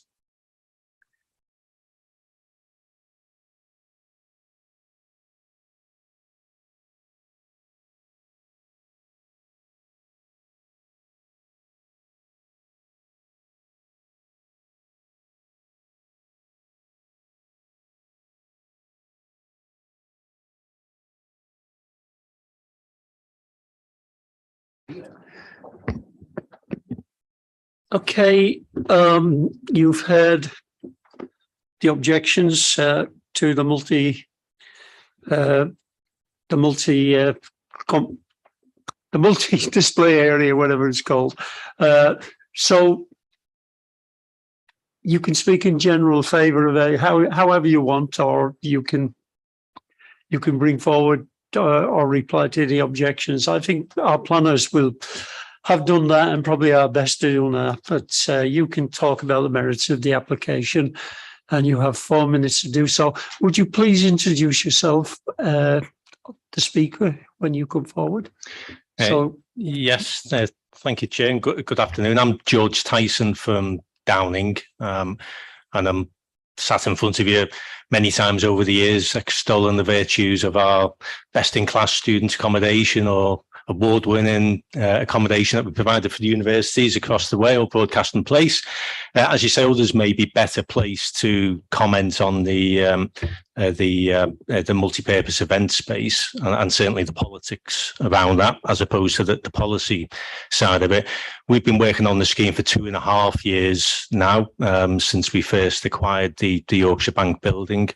We're aware of the contact that was made only in headline terms with Harrogate, because that was very much part of the officers' remit that we were working with to ensure that the scheme would comply with the policy.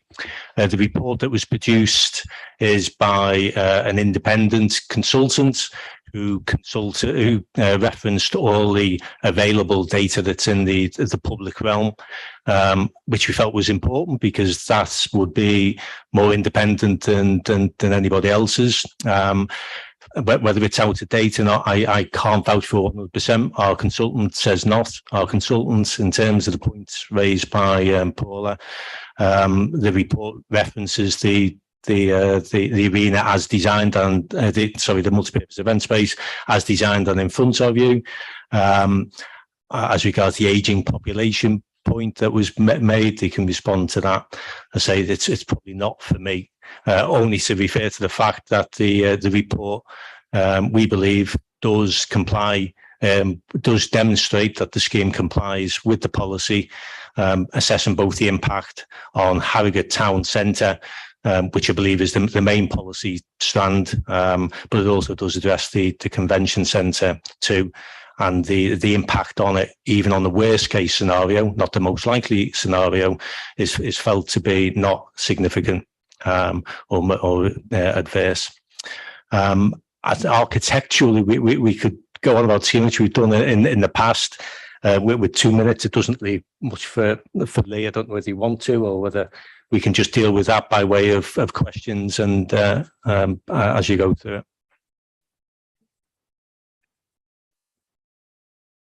Thank you for that. I know it's difficult for you following on with that particular objection. But yeah, as you say, you can deal with the architectural merit if members have questions on that. Any questions from members?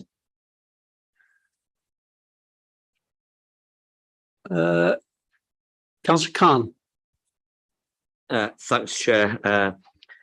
Well, I welcome the development and the demolition of the Yorkshire building.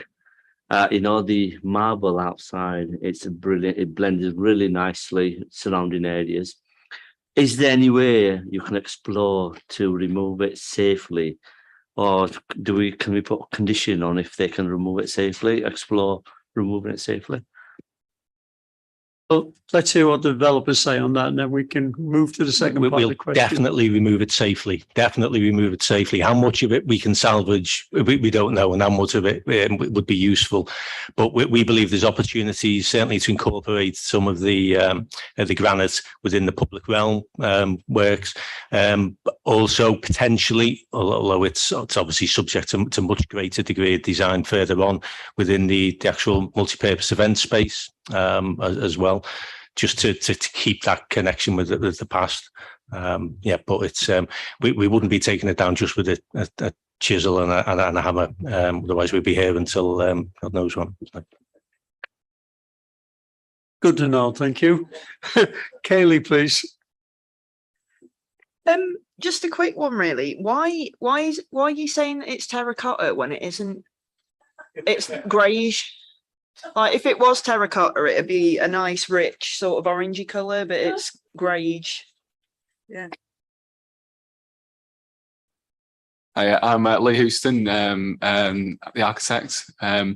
So the terracotta is a terracotta material. It's just a different coloured. It's fired differently to create a different colour rather than the red terracotta that you normally see. So we've picked out a sort of a tonal difference from darks to lights. To sort of emphasize the different breaks in the building and the different steps in the building, and we feel though that sort of color palette works well with the listed buildings opposite.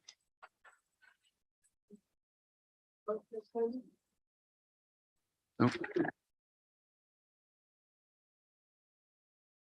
Well, okay, but do you really think that another dark grey building or dark grey in parts is going to look great in Leeds in November or February when it's really grey outside anyway and dingy? Because it seems to me we have a lot of grey buildings in Leeds already that, to my mind, look depressing. And I would rather see something brighter. Terracotta, as I understand terracotta, I can't argue with your greater knowledge on what terracotta is, but to my mind, terracotta is more like I don't know, that building over there, nice sort of russety type of colour, bit of orange, bit of red, but nice and bright and cheers you up in the darkest times of the year. At this time of year, perhaps it doesn't matter so much. The lighter colour, I think, is fine, and the sort of bluish look, I'm really happy with that. I think that complements the arena and it looks attractive. But the grey, could you not reconsider? We are still looking at material palettes. It was just a sort of a suggestion at the moment, so it's something we can definitely look at in the future as we develop the scheme through the next stages.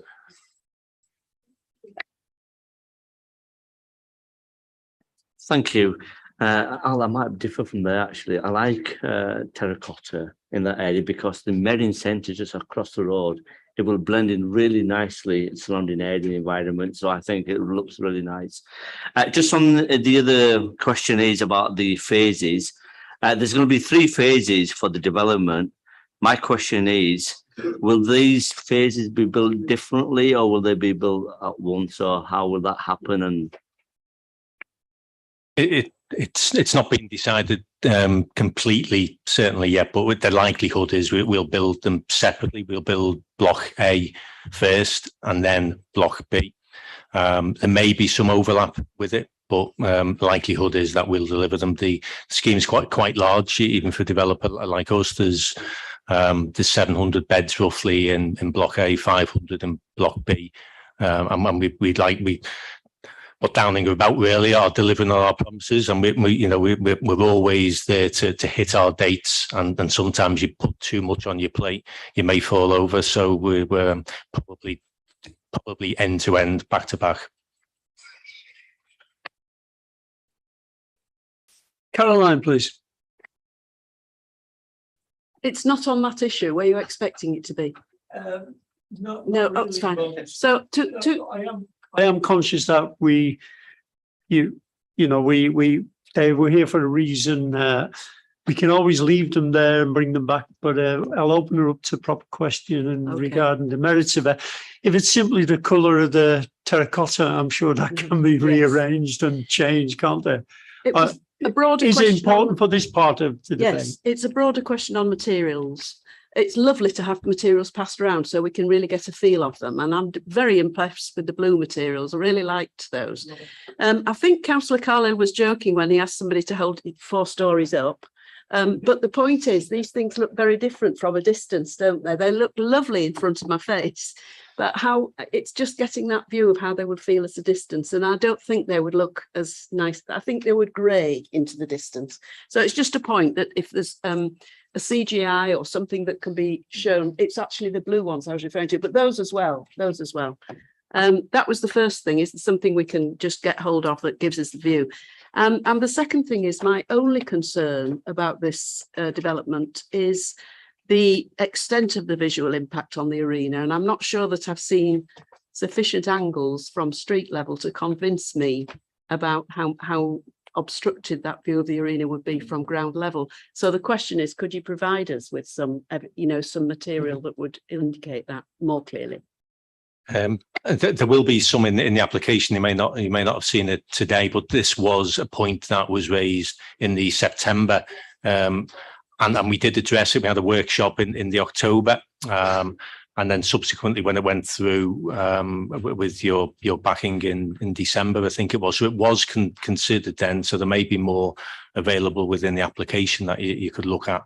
We wouldn't envisage doing anything beyond that. I think it is what it is in that respect. Yeah, I mean, the concern rose from this slide, which is probably accentuating the fact because the building is shown as a white block rather than a detailed building, but that the extent on there to which the arena is obscured is substantial. But I accept that it will look very different from different angles. Yes, and I think that the key point on that was the lens view that Tim referred to in his report, which and Tim and Steve were very firm on that from the outset, much to our chagrin, really. We wanted to get a bit more on the site, but we had to respect that lens view, that key view. So at that point, you see both sides of the arena. That view is maintained.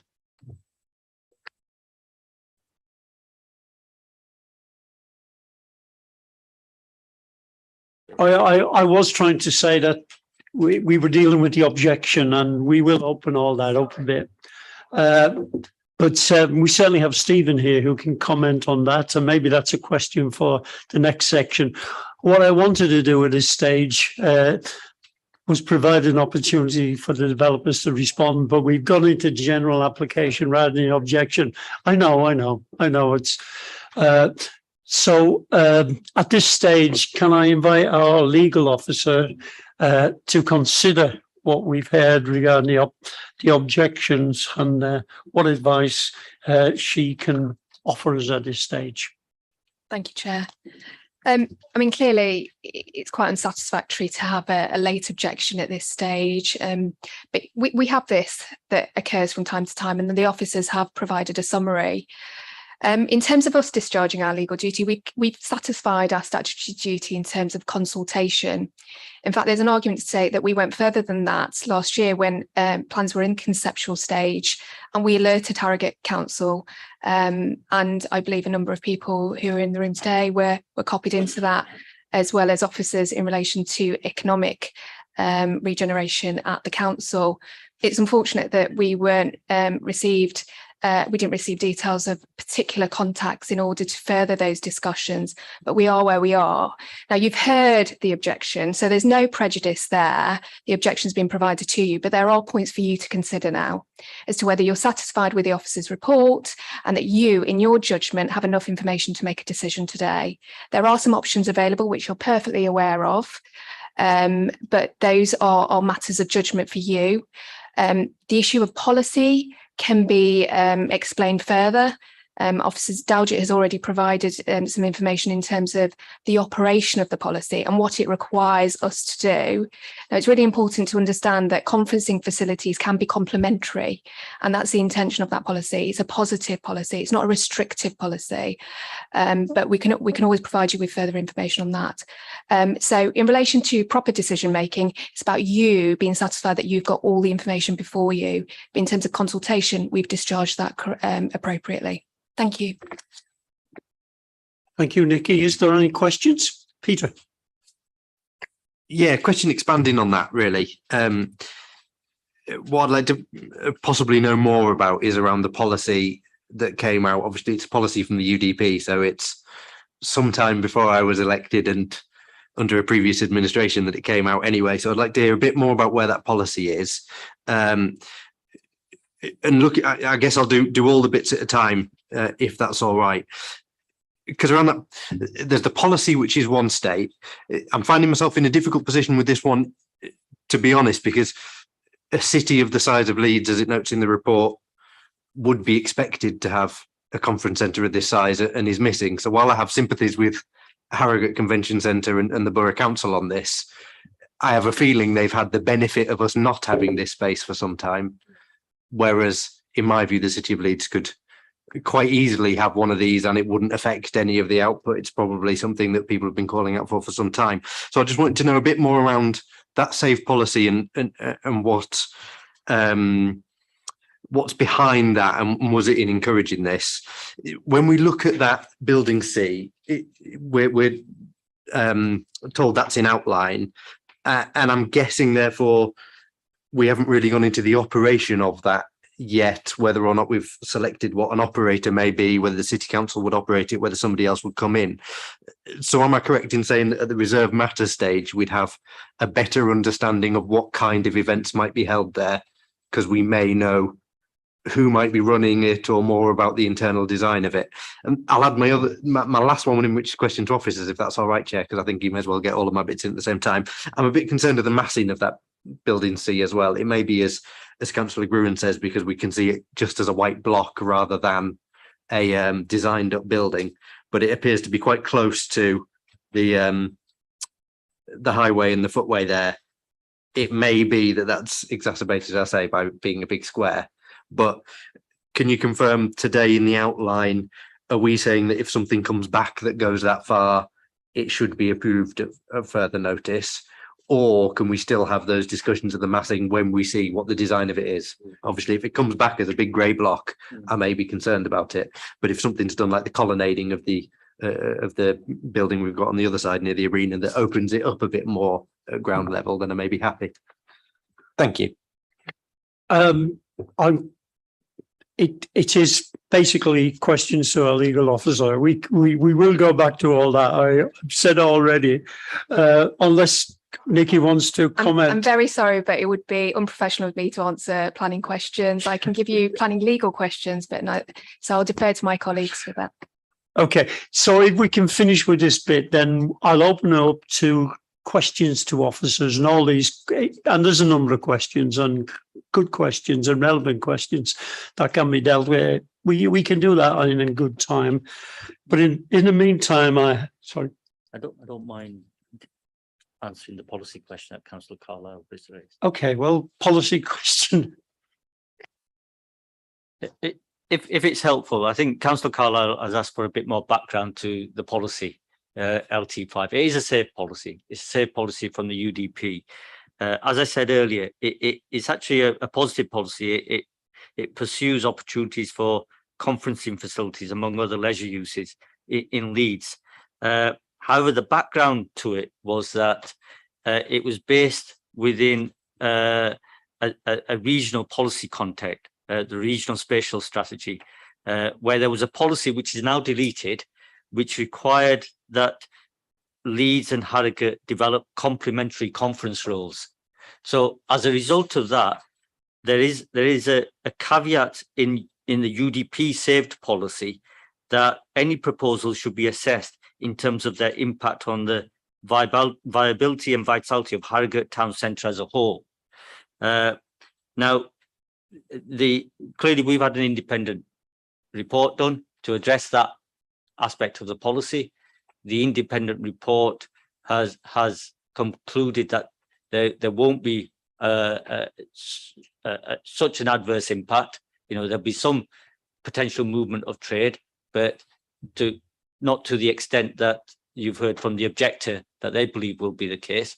They've also, the independent report was meant to be independent, so it relied on publicly available data only, and the most up-to-date data that they had at the time of the report, which was obviously prepared prior to submission of the application.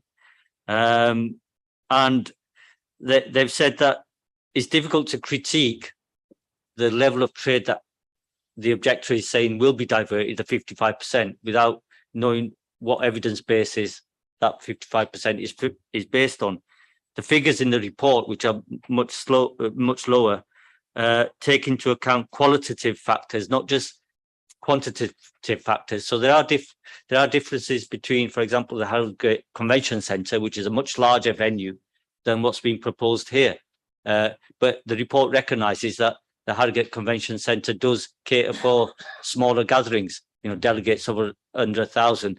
But it also says that there are slightly different offerings. It also takes into account the ability of background market growth. Everyone's been affected by pandemic, not just Harrogate, but other centres as well.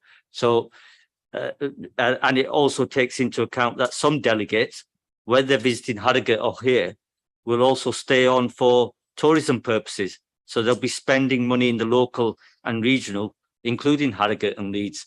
So it's taking into account some other assumptions. Now they're the professionals, they're the judgments, and that's how they've defended their position. That approach was vetted and considered by our economic development colleagues. So to go back to the policy says all we have to do is an assessment. It doesn't say what level of assessment is acceptable or isn't. We've done that. We've put that in the report as saying that's considered acceptable. The policy doesn't say that we shouldn't have a conference facility in Leeds, but it was couched in a regional spatial strategy, which required those kind of opportunities to be complementary. The only other thing I would say in terms of the policy background is that in more recently in 2020, all constituent authorities of the Leeds City region prepared a statement of common ground on matters to agree that were of a strategic nature. And these matters included inclusive growth, housing, green belt, employment, etc., climate change. But that statement of common ground was silent on tourism and conferencing. So it hasn't carried forward that previous old historic regional spatial strategy objective of complementary conferencing facilities. So we don't have that background anymore. So in my view, to a certain extent, this policy is a bit outdated now. It is from the UDP from 2001. So hopefully that's helpful in terms of giving a bit more background of the policy. Thank you. Dalgin, I'm sure that was helpful. Questions to Nikki. David, please. I'm not necessarily suggesting this, but if we wanted to take the sort of big white blob and defer it while giving the general go-ahead to rest of development, could we do that?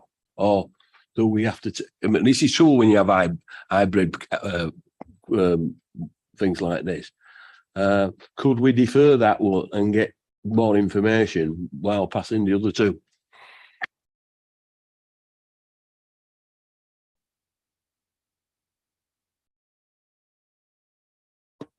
Chair, I think the big white blob is just basically setting out the maximum parameters for the development site. The actual end product will look nothing like a big white blob.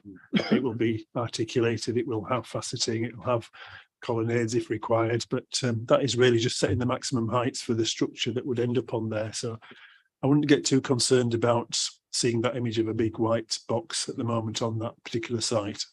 I think Councillor Blackburn, your question was about, can we deal with A and B and defer a decision on C? No is the short answer. We've got the application before us. It's not just for student housing, it's also for conferencing and event facilities. It's for you, as Nikki has advised, it's for you to make a decision. If you're going to defer it, it defers the whole scheme. But we can't split it up. Thank you, Chair. Thank you, Daljit. Paul, please. Yeah, it's a question to Nikki, who said that we reached out further last August in what we needed to do, but that has been counterclaimed by Paul as saying that they didn't respond because it was only a 2,000 cubic metre box. It's now 3,200, which is more than half as much again. Are we approving a maximum? And so, you know, because it looks like Harrogate didn't want to oppose 2,000, but they will oppose 3,200. So there's been a difference since last August in the size, which has changed their position. But is our position to a maximum of 3,200? So it could actually come back for reserve matters at 2,000, or are we set in that size? And to Nikki, have we consulted on something different to what we are proposing now, substantially different? Can I deal with the consultation point, Aldrich? So in terms of the consultation, we've alerted them to the application and invited them to give us a contact for consultation. What we've done in terms of this application is we've carried out the legal requirements under the DMO to advertise accordingly, and we've done that completely. What we did last year was when the development and the proposals were emerging, we contacted them because they're a neighbouring authority and it's good practice to do so, setting out what was being considered so that they could contact us, give us a contact so that we could get some further information and some dialogue going.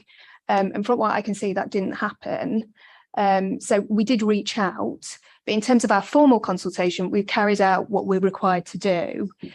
In terms of the specifics, they could have contacted us and they could have got the planning reference, et cetera, but that's immaterial now. You know, we are where we are. They've attended today. They've provided an objection, so they're not prejudiced in that way. So that's the key point, that we'd alerted them to the application. Is that right, Councillor Wadsworth? Were we specific on the size of the application when we alerted them? Because Yes, we've substantially changed the size since August last year to where we are now. It said it was at concept stage. We did mention 2,000, but it was at concept stage.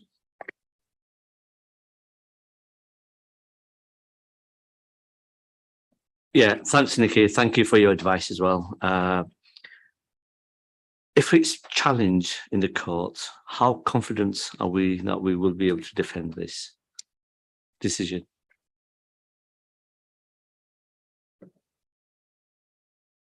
As with all planning decisions, there's always a route into challenge. As you're all well aware, we're a highly litigated authority.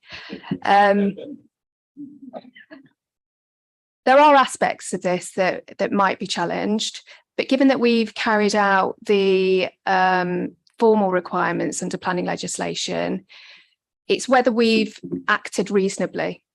And that's the question. And the spectrum of that can be quite wide, given the conduct by us as a local planning authority and as a council. It is reasonable. But what you need to be satisfied as a decision maker is that you are addressing that objection and you've got enough information before you today to make a decision. As I've said, there are some options available for you to close out those issues if you wish that to be the case, if you're satisfied that the report and the responses that officers have given you.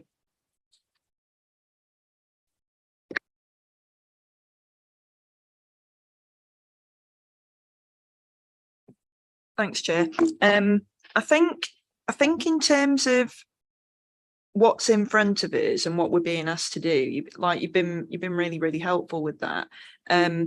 I'm more minded towards just having just sort of making the decision now, like to talk about the materials, talk about like potential layout, things like that.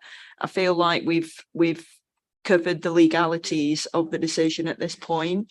So and thank you, Daljit, for giving us so much background information. Without you, we would just be lost, I think. Peter, please. Sorry, Chair. In order to help this, it is a question for planning officers, and I know we've not come on to that necessarily. However, it was just that bit around that we've got to reserve matters, because I'm satisfied we've heard the objection and I understand the views, and Paul's question there was really useful around the size of it, and I'm just trying to grasp in my head a bit like we had the conversation with the logistics area in Morley. At the moment, we're looking at an outline for this event space, and I'm not sure whether, if we have concerns around the kind of events that are going to be on there and whether they're going to be in competition or take business away from others, whether we have that answer and whether we can address that at the reserve matters stage. Because at the minute, we've got a white box that might have any number of different things in. And I'm just wondering whether a reserve matter stage where we have possibly details of who might operate it, what kind of footprint it's going to be, what the layout of that building is going to be, might be the best place to talk around the kind of events that are on. And I'm just wondering, from both a planning side and I guess a legal side as well, whether, I mean, that seems the more relevant place for me to have that discussion, rather than defer it at this stage, when in fact I don't think we've got enough detail to work out whether there is an impact.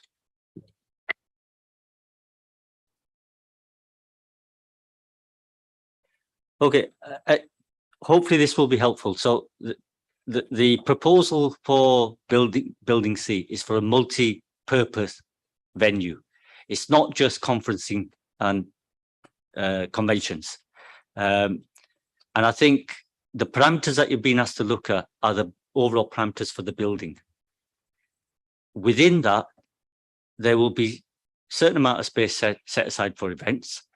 Now, at the moment, the indication is that'll be about 3,000 square meters, but we have an opportunity through the planning consent, and before we actually formally make a decision, to reconsider that and control the amount of event space there actually is in terms of conferencing and so on. But there'll be other parts of the building which could be used for sports, basketball arena, that sort of thing, other leisure type uses. So it's a leisure space. It's not purely just a space for conferences. Hopefully that will help. So the parameters that we're asking you to commit to us for the overall building, in terms of the split of different uses within that, and maybe George can confirm this, those we can control through conditions. Yeah, in terms of the outline, very outline concept design that we've got, the idea was to provide flexibility around the spaces, and we've been careful to call it a multi-purpose event space, because we've been told that from day one, that because it's my lazy language, you start calling it the arena or the annex to the arena, it's a multi-purpose event space. And I assume the decision about what you do in that event space will be a council decision, might be a separate committee that deals with that. But for you to move forward with a proposal in due course to get the funding and what have you to build it, we'll discuss what it's going to be, and then it will come with reserved matters in terms of what the design of that. And I suppose there'll be a dialogue at that point too, should you need it, in terms of the policy side of it and consultation with the neighbouring borough.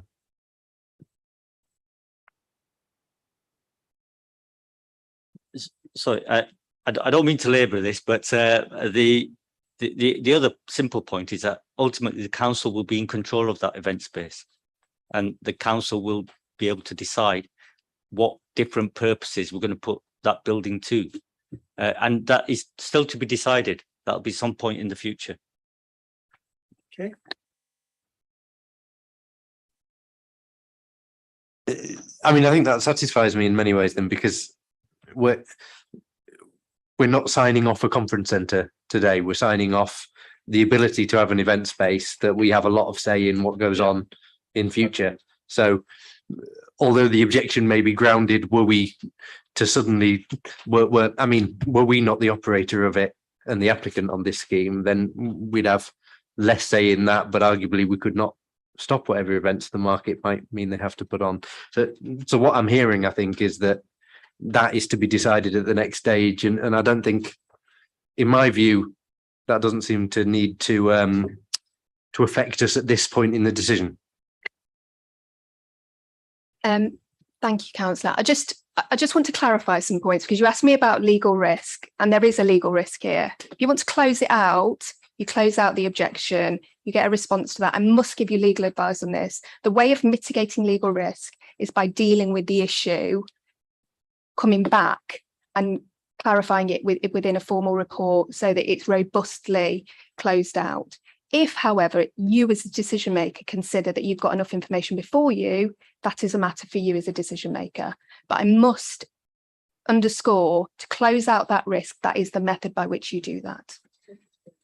Yes. Thanks. Yeah. Al, please. Yeah, this is relevant to the decision I take. What sort of timescale are you looking at for if permission was granted today? But for the student element of it, as soon as we can, there's a process to go through in terms of legals. We've got to obviously get the Section 111 agreement out, and then there's some time taken to actually organise the land swap, and then we'll be on site as soon as we can after that. We are we're an operator first and foremost of student accommodation. We've got a development arm, we've got a construction arm, but it's about the operation. So we're keen to deliver that and get it on stream as soon as we can. But then Block B will follow after Block A in all likelihood. Okay, Kaylee, sorry, just a reminder, it's questions at this stage to Nikki, please. Okay, and then I'll go straight on and those questions can be answered. Please, Carolina. Didn't mean to point at you, Nikki, I'm sorry. No, my question simply was, how quickly do you think that process could be undertaken to take this away in order to mitigate that risk and bring it back again? It would just result in Harrogate formally providing their objection. They've given us a letter which has only got, I think we've got 5 objections in total. So we do an assessment on that and then provide a report back to you in terms of what our independent assessor's report is. It could be turned around very quickly, I would have thought. By the next meeting? I can't comment on the cycles that I've deferred to Dalgett and Jonathan in relation to that.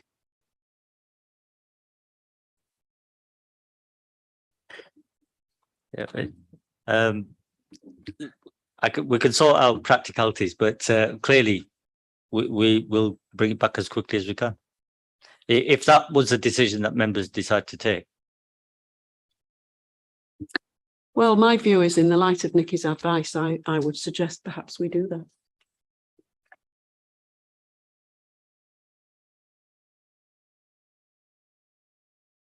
Okay, so can I be clear then for your proposal of deferral? And it's second.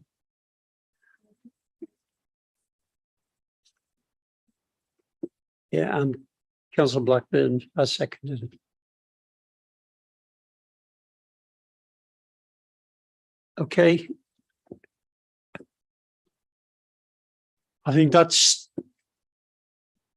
we may as well vote on that and moving on, really. There's no point of going into all the others because they'll be coming back to us after the deferral, isn't it? I'm sorry, Kaylee. Kaylee, what was that? I didn't hear you. Chair, I was going to make the suggestion that Councillor Gruen made. Well, that sounds clear then, doesn't it? All those in favour of the deferral, hopefully for one cycle, please show. Yep. I think that's unanimous, so that's what we're going to do.